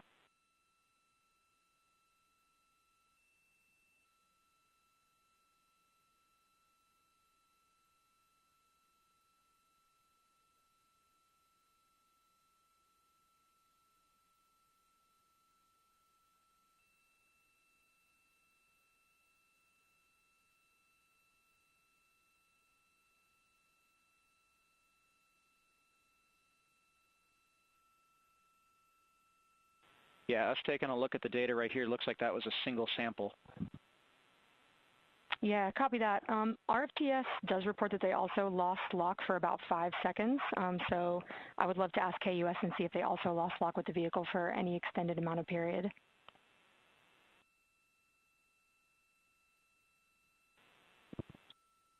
And COSE, while we're doing that, these are 1/10 hertz measurements, correct? So we would have had to lose it for over 10 seconds to get a second sample? Yes, sir, that's correct. It is 1/10 hertz. Yeah, so from our perspective, the allowance is effectively up to 30 seconds, up to 3 samples based on the 1/10 hertz. This is not an LCC violation, I believe. Yes, sir, I would agree with that at this point. Copy that. We're checking with KUS on 232. I don't think they have 212 access. We're trying to verify, but it sounds like they have a loss of lock as well. About 2 seconds. Okay. And I guess for both KUS and COSE, do we have lock now? That's affirmed. We do have lock for COSE.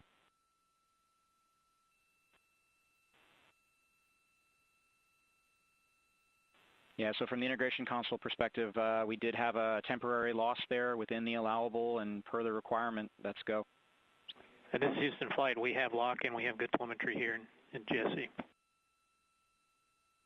And KUS is reported to they have good lock now. So with all of that, OSC, then are we in a go configuration per your LCC? Yes, sir. Recommendation would be go. Okay. LP, you concur with that? Yes, sir. LP concurs go. And Launch Director? Yes, sir. Launch Director concurs go. All right, and I'm going to go ahead and just verify everybody has everything else complete, Launch Director, and if we do, we'll be ready to pick up the poll at that time, unless there's something else that you're aware of. No, sir. Let's verify all our work is complete, and I would like one last check of our constraints list. All right, let's see. OTC, are you still waiting for ComConfig, or are you That is affirmed, sir. Okay, yeah, is that the only open item? Yeah, OTC, this is CVSC. That 400 step 290 is complete. Copy. Okay, so OTC, you're complete with all of your work? That's affirmed. All right, copy that. STC? STC is complete. And GTC? GTC is complete. Okay, excellent. All right, and LPE, just want to verify we have no open constraints at this time. No open constraints. We have a clear board, sir. Okay, tracking the same here. And Launch Director, with that, we are clear and ready to pick up the launch readiness poll with your go. right, sir. I am go for the poll. All right. And for all personnel, this is the NTD conducting the Artemis II launch readiness check. Verify ready to resume count and go for launch. OTC. OTC is go. STC. STC is go. GTC. C's go. MCO. CO is go. Safety console. Safety console is go. LPE. LPE's go. RTD. RTD's go. Houston flight. Houston flight is go. ROC. ROC is go. And CDR. Crew is go. Copy that. Thank you, Reed. And Launch Director NTD, our launch team is ready to proceed at this time. All right, NTD, I copy all. At this time, I'll perform my poll. Attention on the net. This is the launch director performing the final poll for launch. Verify no constraints and go for launch. EGS, Program Chief Engineer. Artemis Chief Engineers are go. Copy, thank you. EGS, Chief Safety Officer. The Artemis CSOs are go. Copy, thank you. Range weather. Launch weather is go. Thank you, LWO. And Artemis MMT Chair. MMTs go. Thank you, John. And Integrity Launch Director. Good to hear your voice, Charlie. PLT. Thank you, Charlie. This is Victor. We are going for our families. MS1. This is Christina. We are going for our teammates. MS2. This is Jeremy. We are going for all humanity. All right, Charlie, your Artemis 2 crew is go for launch. Full send. I copy that. Reed, Victor, Christina, and Jeremy. On this historic mission, you take with you the heart of this Artemis team, the daring spirit of the American people and our partners across the globe, and the hopes and dreams of a new generation. Good luck. Godspeed, Artemis 2. Let's go.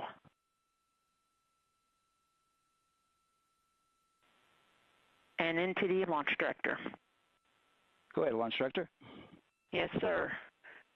You have a go to proceed with countdown. Copy that. I'll put it in work. CDR, NTD. Go. Trigger your visors and initiate short purge per your EPROC 10.1.1, steps 8 and 9. 10.1.1, 8 and 9 going to work. Copy. CVSE NTD, start and verify recordings of our Orion cameras. Copy. Okay. Well, there you heard it. RSR NTD. RSR. They're getting ready to start terminal count. arm rotation enable at this time, please. It's currently at T-minus 10 minutes. Once we wrap up this last bit of work, SNA arm rotation enable complete. we're going to start that clock. Copy that. Thank you. Integrity crew, close and lock visors.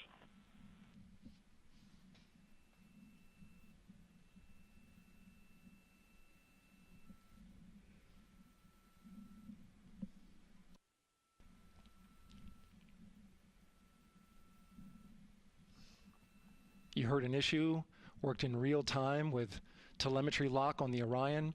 It was transitory. It was very short. They checked the data, confirmed that they had a good lock. This was with the S-band transmitter on the Orion. Worked through that issue, looked at the data, and cleared it. All with the world watching. Impressive work by the launch team. So we have a 2-hour window, which starts in just a few minutes at 6:24 p.m. Eastern Time and goes until 8:24 p.m. Eastern Time. And ECL NTD will be waiting for your verification on the short purge. ECL copies. And for all personnel, once we get that short purge verification, we'll verify that we are clear to go, and then we'll proceed with the terminal count.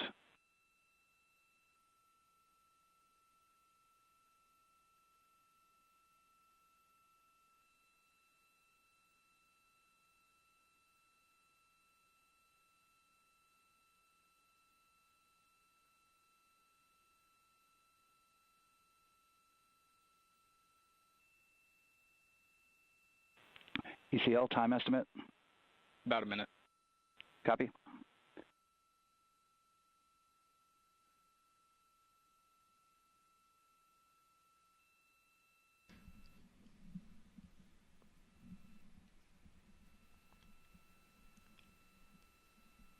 So we're going into the launch window, but not by much, it looks like. Just wrapping up some final work. And once that's completed, you'll hear NASA Test Director Jeff Spaulding ask for the ground launch sequencer operator to go ahead and start the clock. The ground launch sequencer is an application software. It runs on top of the launch control system in the firing room, acts like a conductor of an orchestra, executing hundreds of commands in precise order and timing. It's all autonomous. Entity CCL 212, short purge initiation is verified. All right, copy that, and we're verifying our constraints.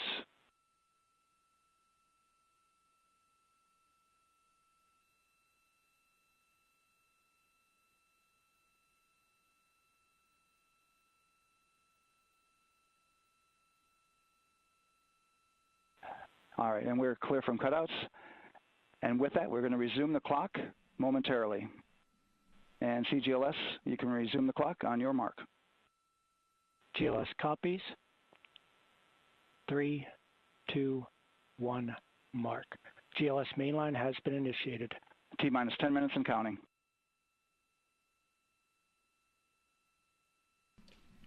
And that begins terminal count. Our new T0 is 6:35 p.m. Eastern Time. 6:35 p.m. Eastern Time. We are now counting down to liftoff of Artemis 2.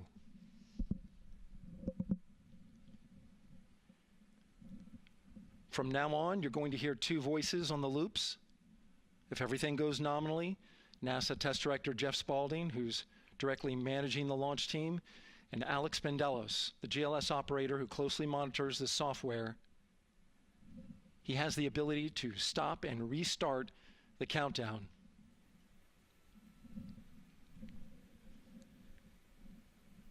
A lot of people ask about whether there's a launch button. There certainly is not. Flight and Rock, our new T0 is 22:35:12. Houston flight copies. Rock copies. 22:35:12. Affirm. There you heard confirmation of the exact T0, 6:35 and 12 seconds p.m. Eastern Time. Again, our T0 is 6:35 and 12 seconds p.m. Eastern Time. But as I was saying, there's no launch button. This is autonomous.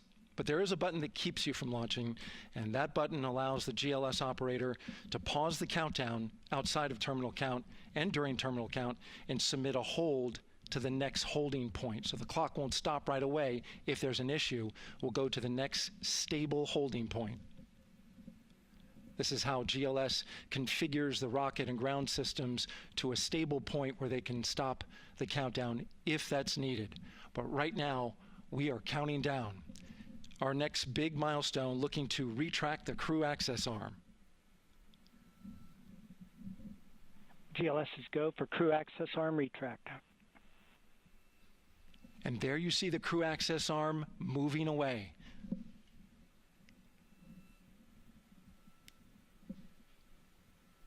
That's the path that the astronauts took to ingress into the rocket.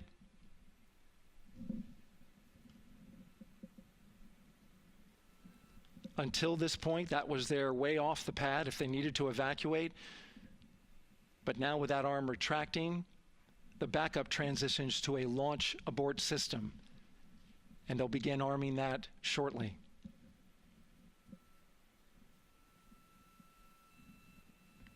Of course, the launch abort system, great shot there of the crew access arm retracting away. The launch abort system is the tower at the top, and that's what would pull Orion and its crew off the top of the rocket in case of an emergency, whether it's on the ground or in flight. This is critical safety hardware that protects the lives of the astronauts.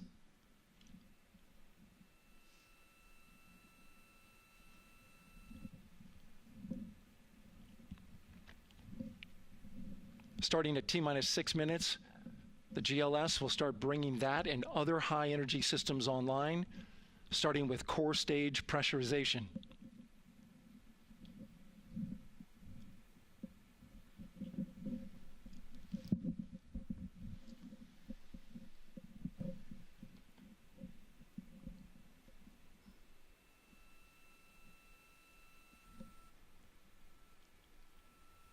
Weather is 90% go.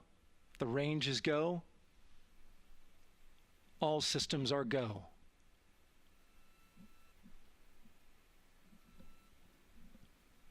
GLS is go for core stage tank pressurization. That means the replenish valve for the liquid hydrogen tank has now closed, and that tank is beginning to pressurize to flight levels because that hydrogen is naturally boiling inside the tank. We'll get the liquid oxygen tank a little later in the count. Now the team is waiting for verification that, if needed, the Artemis II crew could use the launch abort system to pull Orion safely off the top of the rocket in an emergency. Let's listen in for that call. GLS verifies last capability available. And CDR, do you copy? CDR copies, last available. That's great news, and you heard the NTD verify that with the commander of the mission. GLS is go for FTS arm. Now work is being done to arm the flight termination system. This is so the range safety can send a flight termination command if the rocket flies too far off track. There's a brief built-in delay, so the launch abort system has time to pull the astronauts to safety first. GLS is go for LH2 high flow bleed check. All right, the high flow bleed check. That's so the cryo team gets verification that the RS-25 engines, all 4 of them, are in the proper temperature range for launch.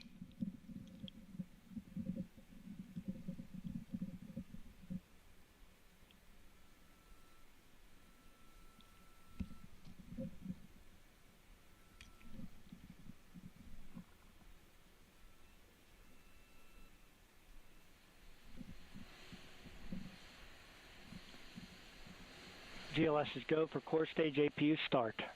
Core stage APUs start. Those are auxiliary power units, high-speed turbines which provide pressure to hydraulic pumps that steer the RS-25 engines. We're going to see a gimbal test a little later at T-minus 2 minutes and 30 seconds. This is what allows that to happen.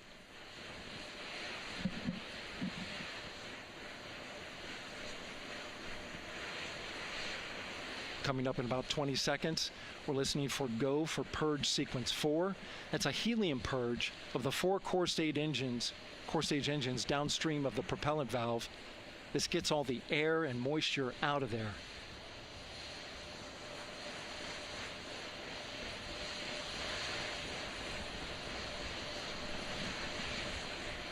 GLS is go for purge sequence 4. Moving through the milestones. All is looking good.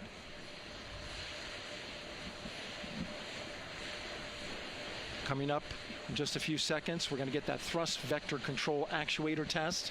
This is a gimbaling of the engines.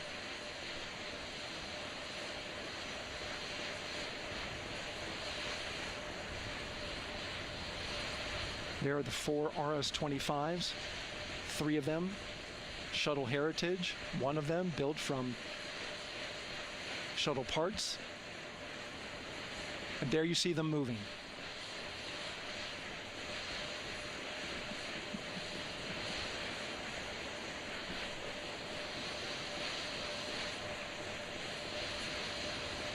Now we're going to start moving the power from both the upper stage and the lower stage of the rocket to internal, taking ground power away and now going to battery power.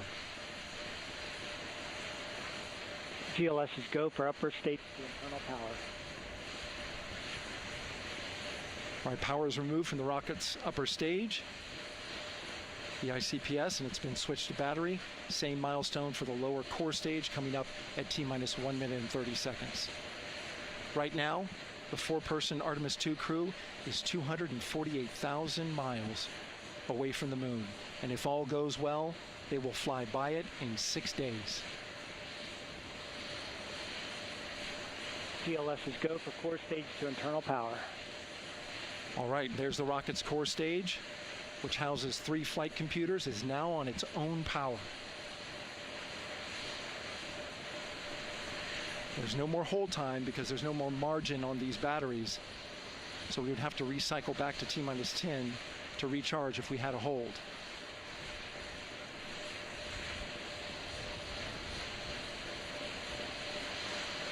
One minute.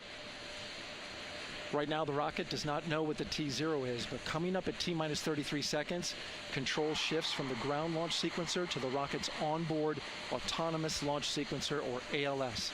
The rocket will count itself down, but honor any holds that could come from the ground. Now, shortly after liftoff, Houston will take control of the rocket, and my colleague Gary Jordan will take over commentary. GLS is go for ALS.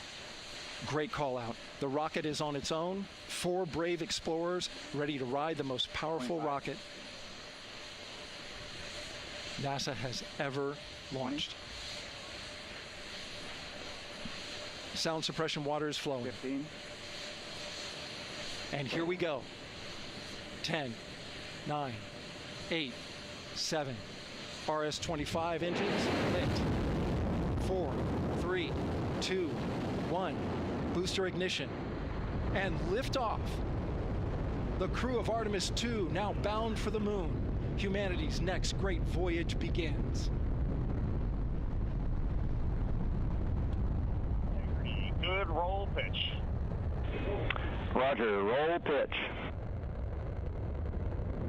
Houston now controlling the flight of Integrity on the Artemis 2 mission around the moon. Integrity, AMT high. AMT high. On time, passing 30 seconds into the flights. Integrity passes the alternate beacon. Target milestone. Mission Control Houston seeing good performance on the 4 main engines. Space Launch System core stage. Integrity, 3 miles in altitude. Traveling more than 1,200 miles per hour.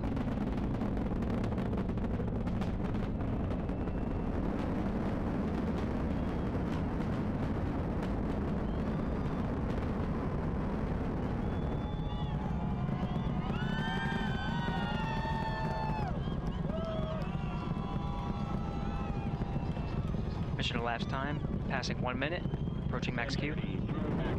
On, Ponce de Leon. Stan, we have you loud and clear on Ponce de Leon. Have you the same? Communication signal transfer confirmed as Integrity and its crew go supersonic. Approaching 90 seconds into the Artemis 2 mission. Integrity is 14 miles in altitude, 8 miles downrange, traveling more than 2,600 miles per hour.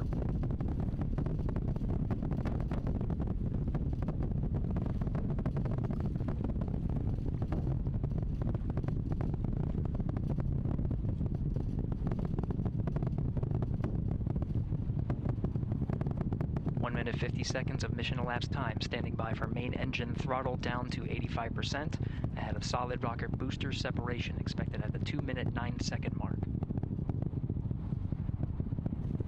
We see throttle down.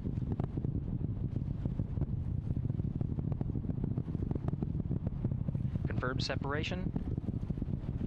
Main engine's throttling up, guidance converged.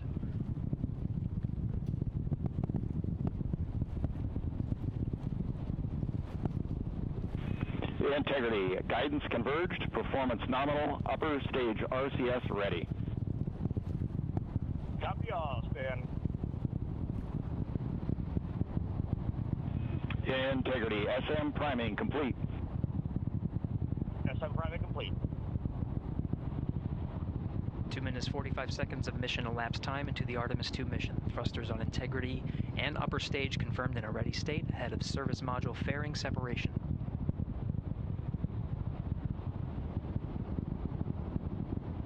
3 minutes into the flight. Integrity, 49 miles in altitude, 78 miles downrange, now passing 5,000 miles per hour.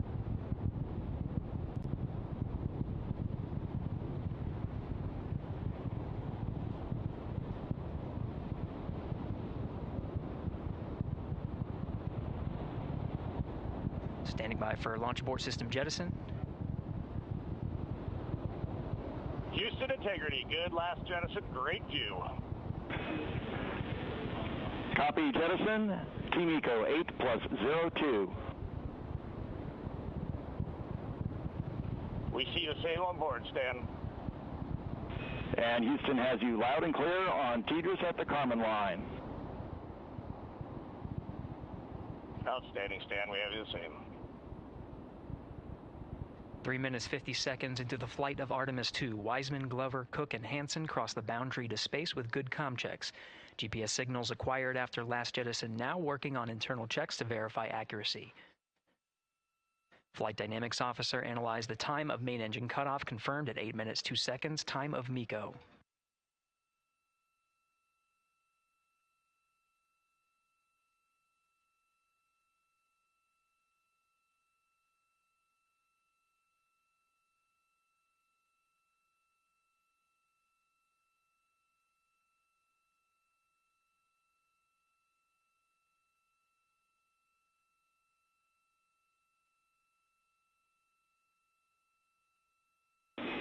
Integrity, GPS processing. Outstanding, Stan, we see the same, and we have a beautiful moonrise. We're headed right at it.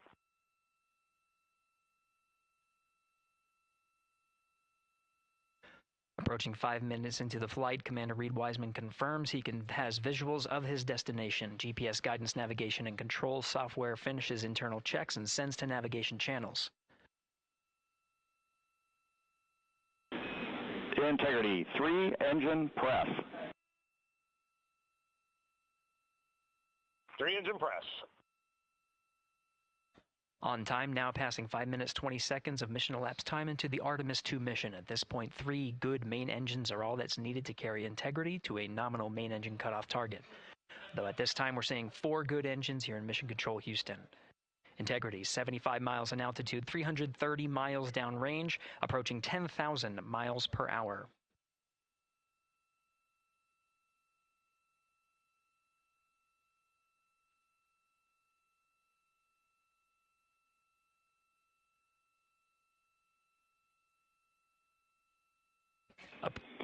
Integrity, looking good at 6 minutes. Same on board, Stan. Good trajectory and engine performance. Booster officer will soon report the shutdown plan to Flight Director Judd Friedling, expected at the 7-minute mark. Integrity, 78 miles in altitude, 460 miles downrange. Integrity, expect nominal shutdown. Integrity copies, nominal shutdown.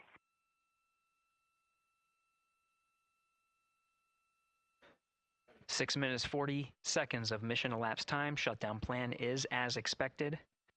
Again, the time of MECO was confirmed at 8 minutes 2 seconds into the flight.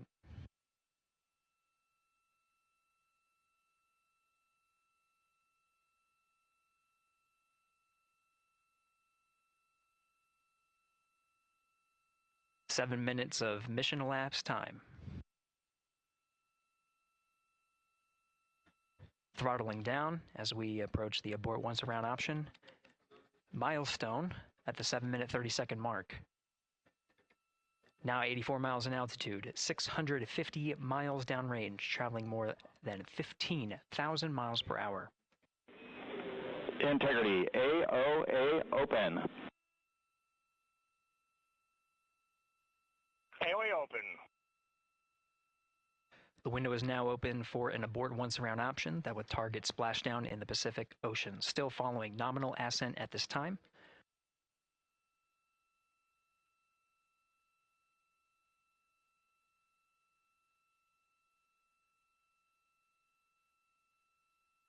About 10 seconds remaining until the main engine cutoff of the Space Launch System core stage. Standing by for confirmation of MECO and core stage separation.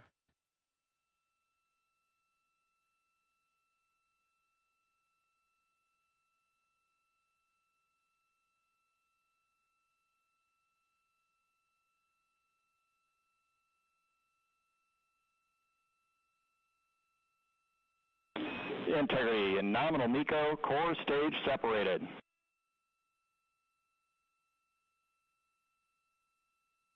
We see the same on board, Stan.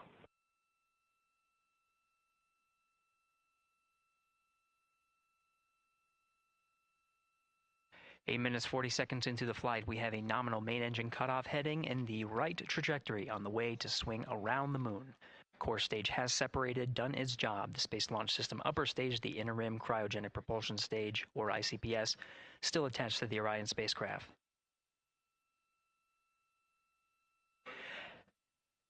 Nine minutes of mission elapsed time. Integrity crew of Reed Wiseman, Victor Glover, Christina Cook, and Jeremy Hansen now in orbit around the Earth at the beginning of their journey to the moon.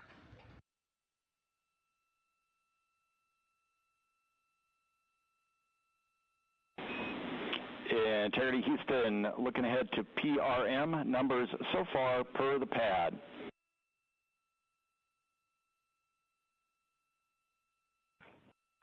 Copy that, Stan. Numbers for the pad.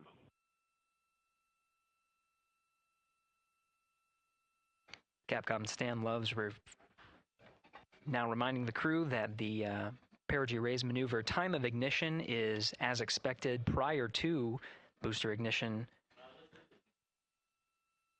That time being 49 minutes, 50 seconds of mission elapsed time.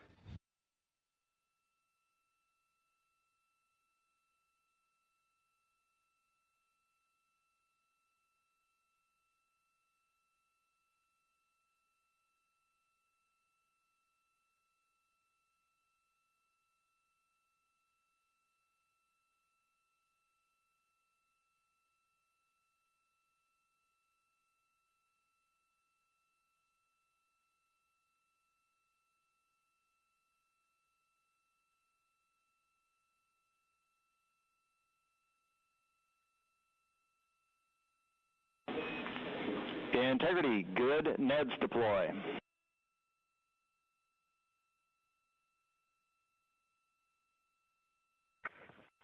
Copy that, Stan. Good, Neds.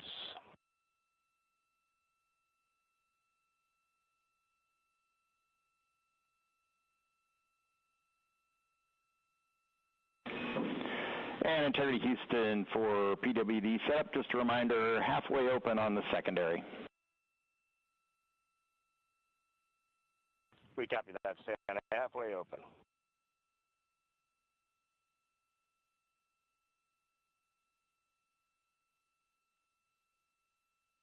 Passing 11 minutes of mission elapsed time.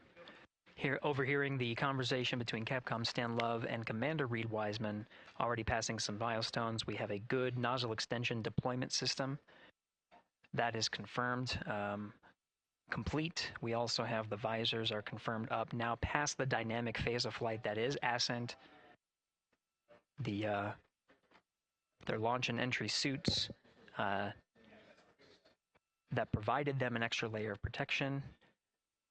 Now not as needed. They're going to raise those visors. And later in today's mission, they will begin to egress or get out of the suits to begin some of their initial tasks of activating some of the systems aboard in the Integrity spacecraft. It's passing 12 minutes of mission elapsed time. Again, the perigee raise maneuver that's targeted near 50 minutes of mission elapsed time, 49 minutes, 50 seconds. That's what the crew is going to be working towards. The Commander Reed Wiseman, pilot Victor Glover will focus on preparing for that milestone. In the meantime, mission specialist Christina Cook and Jeremy Hansen will start some of the activation of environmental control life support systems. You may hear confirmation of their activation over the Orion to Earth communication network.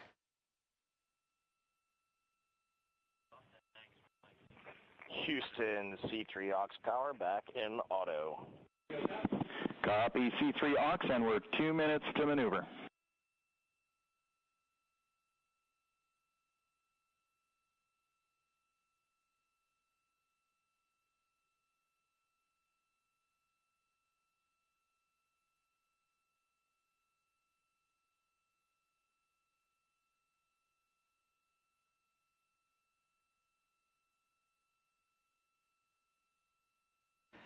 13 minutes and 30 seconds of mission elapsed time. We're going to continue to follow the crew of the Artemis 2 mission. They are beginning their journey around the moon to verify the systems that will take us to its surface. An incredible ascent. Artemis 2 is underway. Reed Wiseman, Victor Glover, Christina Cook, and Jeremy Hansen begin their journey to the moon.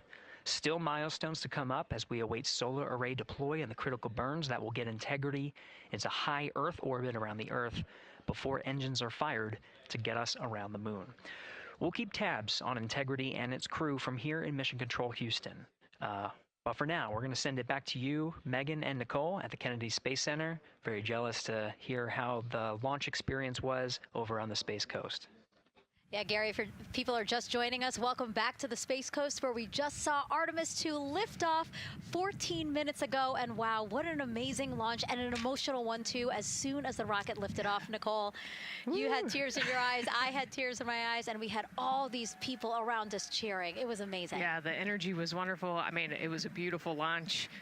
You know, we've got 4 friends and family members headed to the moon. It's pretty amazing. Yeah. How does that make you feel as someone who, you know, is an astronaut as well, but also, as you said, friends? Yeah, so proud of them. You know, man, we don't have the words in the English language to describe this kind of an event, and pride, love, so many emotions. You know, they are truly breaking some barriers, and hopefully, you know, as Gary just said, they've got a long day ahead of them, so wishing them well on everything. But so far, what a beautiful launch to watch. Yeah, to be returning to the lunar orbit in more than 50 years.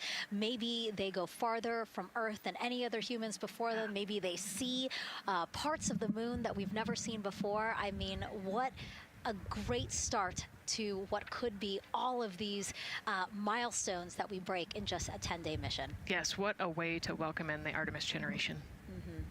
Yeah, how do you feel? I mean, we saw some beautiful shots we were covering of course, the rocket, of course, the Earth falling away as we continued up into our ascent, but also some of those crowd shots where we saw young and old, just emotional, overcome by this history-making moment. Man, we are going back to the moon for all, and we saw that today. We saw that in all the crowds. And yeah, you guys just saw that view, the sunrise or sunset, I guess. They just made it over the crest of the Earth, and you could see the sun peeking over. One of my favorite views from space. And I can't imagine what they're looking at now, and I can't wait to see what they're looking at in about 5 or 6 days. Yeah, and you know, I know a lot of people are like, you know what, I'm surprised this launched on the first try, because we know, like any little thing, we have to be keeping safety in mind, and we want to make sure we're ready to go. But we were ready to go, and I think it surprised a lot of people.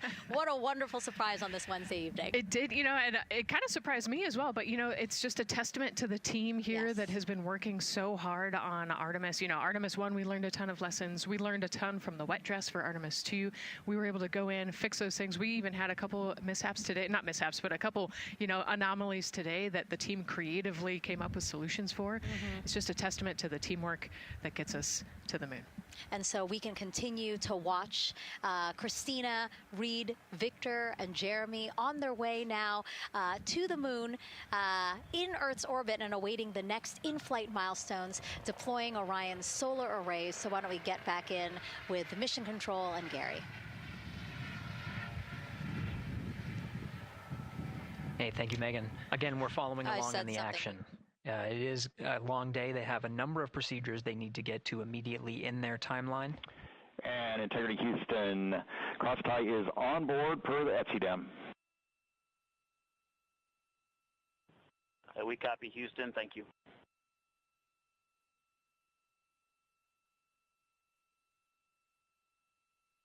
Cross-tie referring to flight controllers here initiating a connection between some of the batteries aboard the Orion spacecraft, allowing for an even distribution of power. This is the flight control teams that took us through ascent of the Artemis 2 mission today. Right now we're, as you see, passing 18 minutes of mission elapsed time. The Orion spacecraft Integrity and the interim cryogenic propulsion system are maneuvering tail to sun. It is in this orientation, this attitude. Integrity anywhere until that momentary prop caution.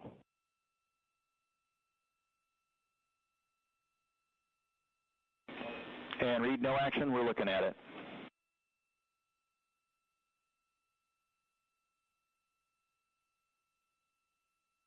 Commander Reed Wiseman verifying what is being routed to his displays, abort integrity. Propulsion engineer confirming that no action is needed at this time. They're pressing through with their nominal procedures to prepare for the Parig raise maneuver. And of course, the solar array wing deploy ahead of that. The solar wing deploy is a critical milestone. We'll continue to have our coverage follow the mission until that deployment. A successful launch is just the beginning. The deployment of the solar arrays and successful confirmation that those solar array wings are drawing power is a significant milestone and says to the flight control teams that we will continue on today's mission. Power needs to be drawn to continue through some of the next milestones. Until then, the AOA open option that was called up upon ascent, the abort once around, is the current option. An abort to orbit option, ATO, will be switched to a preferred mode at the time that the solar array wings are deployed and latched. It gives the flight control teams a little bit more flexibility. Yeah, Integrity Houston, update on TDRS handover for your pad.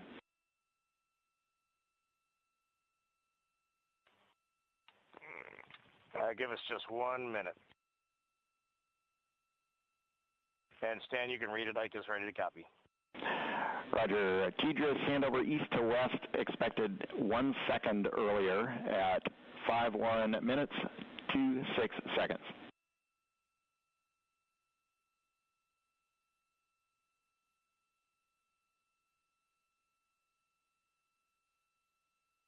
Hi, Stan. We copy 1 second earlier for 5126 TDRS east to west, and saws are starting to deploy. Thermal knives are firing. We concur. Thanks for the report.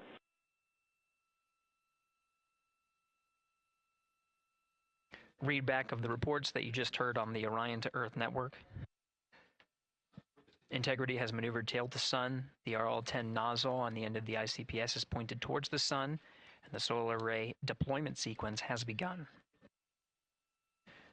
With the deployment confirmed, it'll be several minutes until they are what is called in a latched position. Once they are latched and confirmed to be drawing power, they can switch the mode to ATO and continue along the mission. The teacher's handover at the pad, that message meant the crew was provided some preliminary numbers of when to expect handovers between the tracking and data relay satellites. Currently orbiting Earth at an altitude of 545 statute miles above the Earth, they are in a near-Earth network communication system. The tracking and data relay satellites, geosynchronous satellites that are stationed about 23,000 miles above the Earth. After the apogee raise burn that occurs later today, the burn itself will put them in an altitude that surpasses the range of the tracking and data relay satellites, and they will transition to the deep space network today. And Integrity, for prop messages, we see 2 temperature measurements right near the line. It's that momentary message you saw earlier. We're going to suppress those. It's CM helium heater 2 T1 and heater 1 T1. They're going suppressed. Integrity, thank you. We see the same.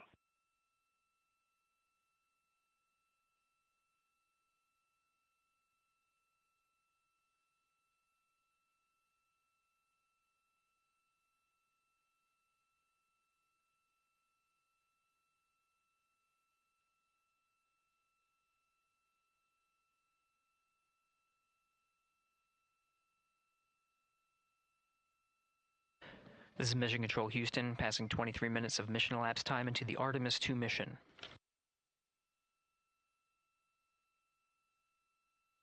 This is after a launch that began at 5:35 and 12 seconds Central Time, 6:35 and 12 seconds p.m.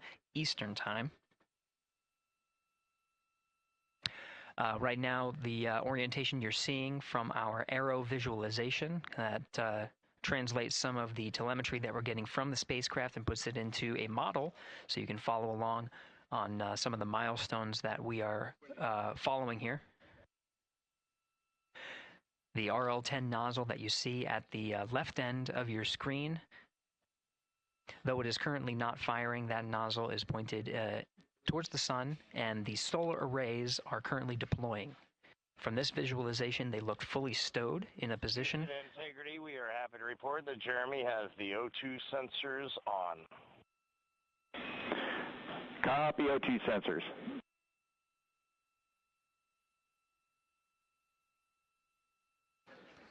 Again, Commander Reed Wiseman and pilot Victor Glover overseeing the deployment of the solar arrays.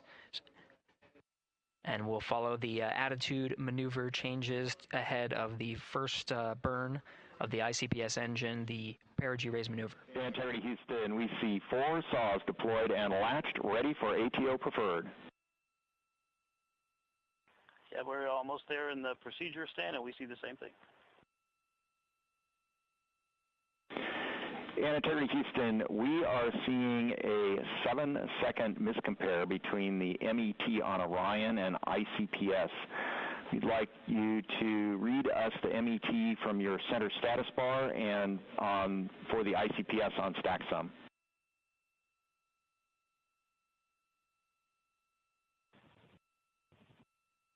And Stan, we see a absolutely precise alignment. MET 25, 14, 15, 16, precisely aligned with ICPS MET. Copy, thank you for that. We'll investigate a ground issue. And Houston Integrity, ATO preferred set. Copy, ATO preferred.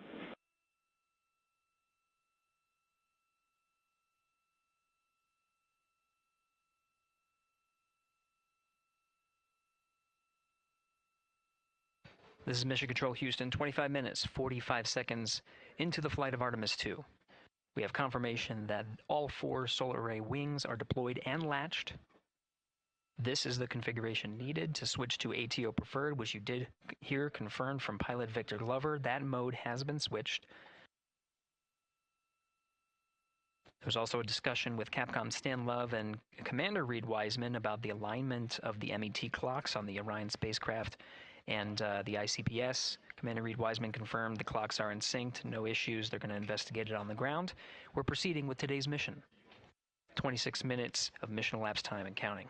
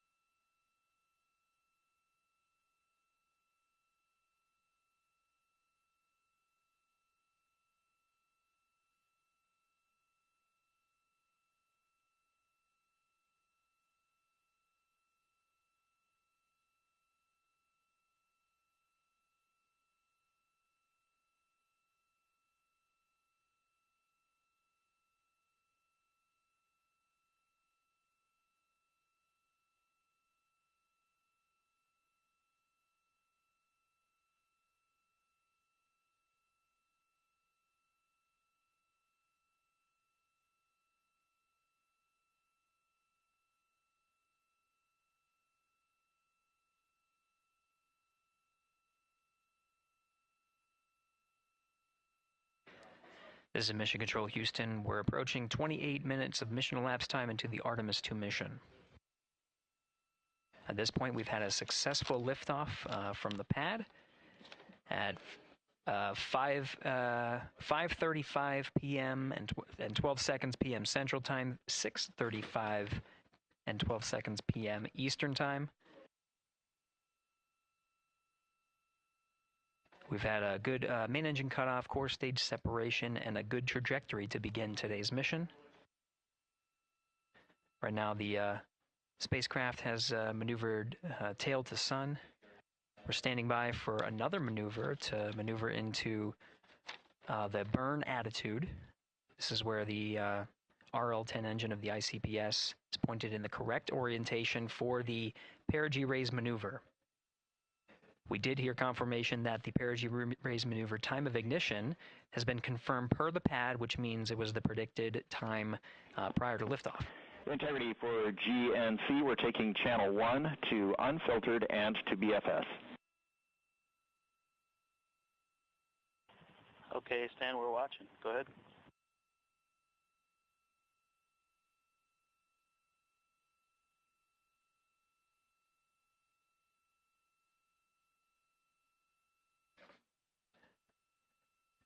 Capcom Stan Love reading up to the crew of Integrity.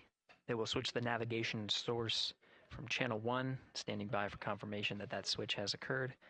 Pilot Victor Glover will receive confirmation when, and as at least watching to confirm that that switch has occurred. Again, the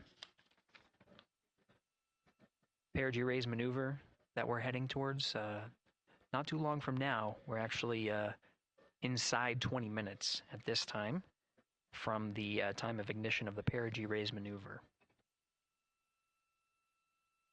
We did have a successful deployment and latched of all 4 solar array wings.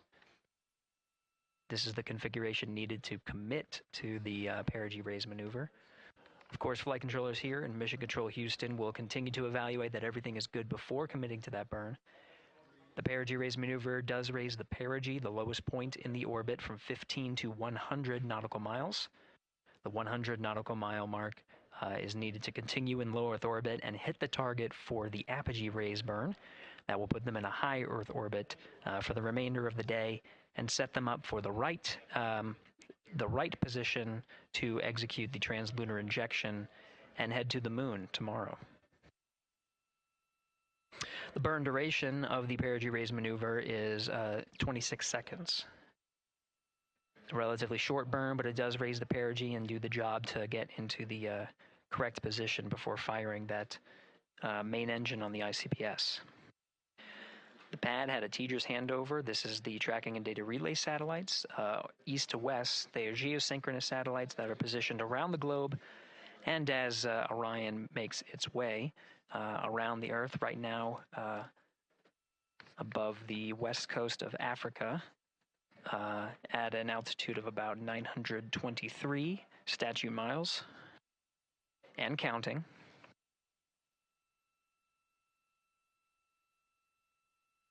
The perigee raise maneuver is not executed at the perigee.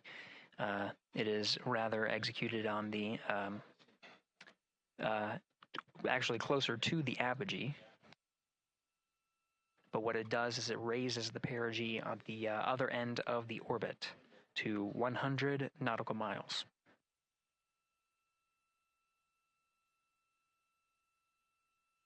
The 26-second duration burn does not conflict with the time that they've reported of the tracking and data relay satellite handover from TGERS east to west.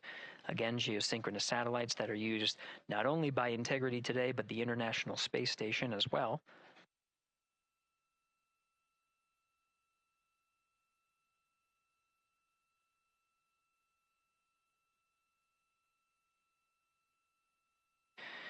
That time of handover is 51 minutes, 26 seconds.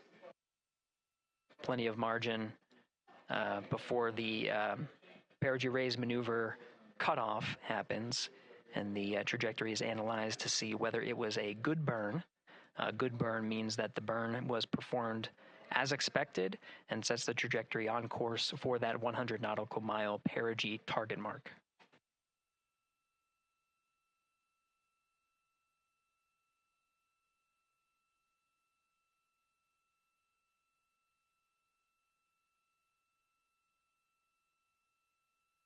Again, for those sticking with us on NASA Plus and following along on our coverage, we will continue to follow and to cover the mission until Well, actually, we'll continue to cover the mission 24/7.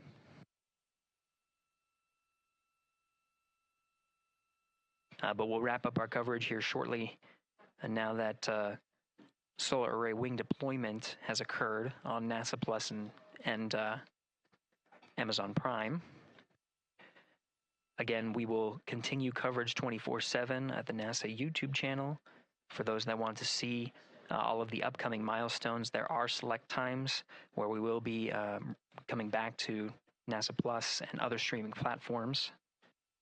You can go to nasa.gov to find the latest on when to find those activities. Given that this is an operational mission, we do want to make sure that we are maintaining transparency in the mission and providing you all the information on what's happening in space as Reed Wiseman, Victor Glover, Christina Cook, and Jeremy Hansen head on their mission around the moon.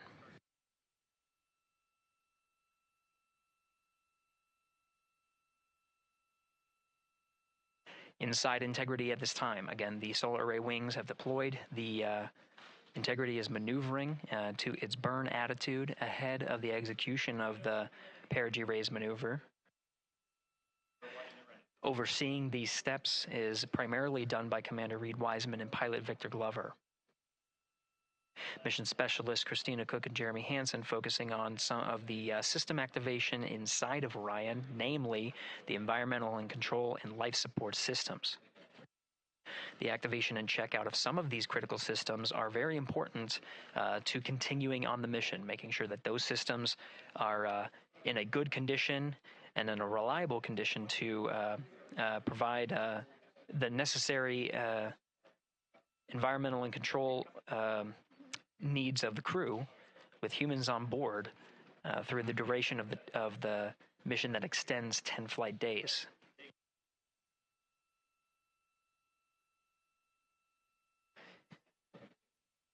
We're standing by for an update to the perigee raise maneuver time of ignition. Should be right up to the crew very shortly. Integrity Houston, updated PRM numbers when you're ready to copy. All right, Houston, we are ready to copy. TIG is 2 seconds earlier at 4 minutes, 48 seconds. TIGO unchanged at 26 seconds. 49, 48, TIGO 26.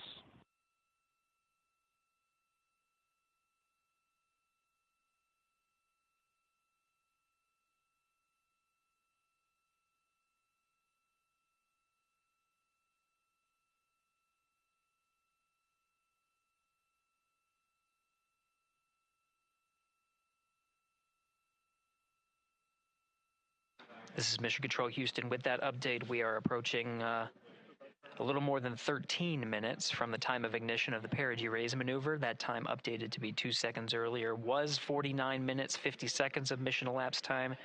We'll now move to 49 minutes, 48 seconds. The duration of the burn, that's what was referred to as the TGO, will still remain at 26 seconds. Relatively short duration burn, again, just raises the perigee of the orbit today.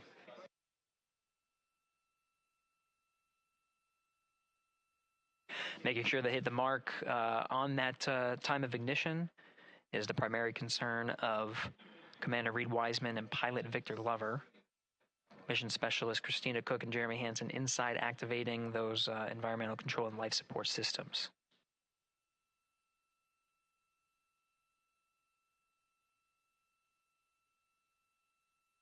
At this time, all 4 crew members are wearing the launch and entry suits. Integrity Houston, for Optimus on the PCD, we have time update instructions when you're ready.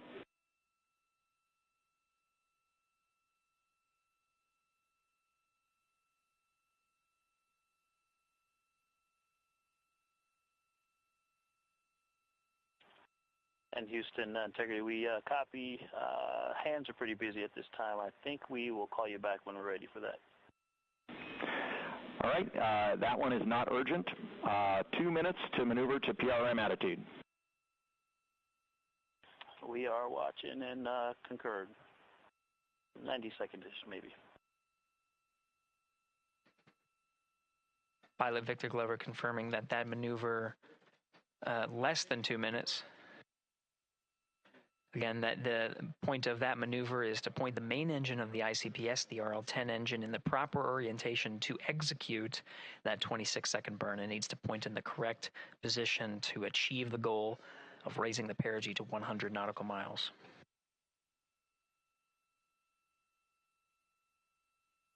You heard some of the environmental control system activations over Orion to Earth. Jeremy Hansen activated the O2 sensors. They'll be measuring the cabin of Orion.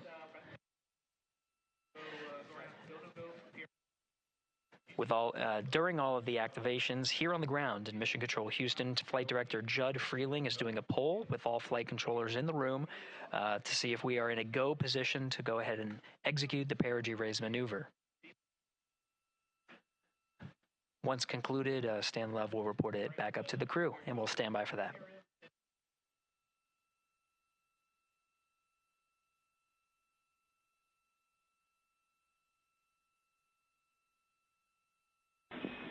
Integrity Houston, MCC polls go for PRM pending attitude and saws. Okay, we copy. MCC is go. Maneuver starting.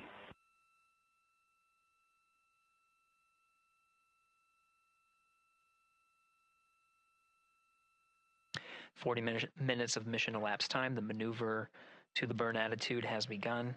The maneuver also is paired with reorientation of the solar array wings that have been deployed. They will have various positions throughout the duration of the flight. Of course, solar array is meant to maximize the draw of power from the sun. So when deployed, we're in a biased solar array wing configuration that was called solar normal.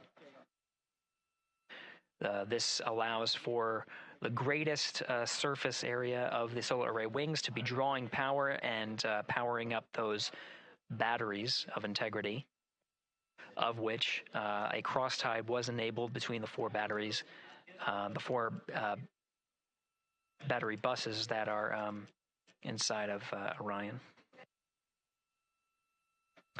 However, for the perigee raise maneuver, the solar array wings will be put into a position to take on the loads imparted by the ICPS main engine when they execute the 26-second burn.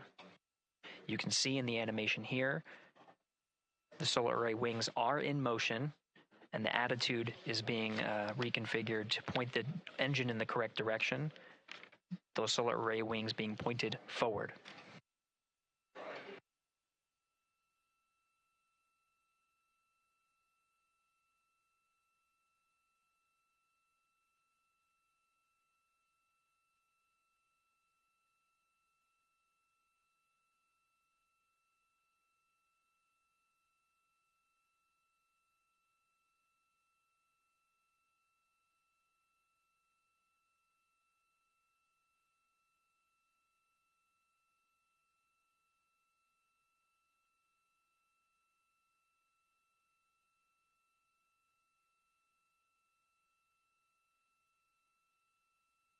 You're getting a live look inside the Artemis 2 mission flight control room. The team you see here oversaw the ascent of our 4 astronauts inside Integrity, launching at 6:35 and 12 seconds p.m. Eastern Time.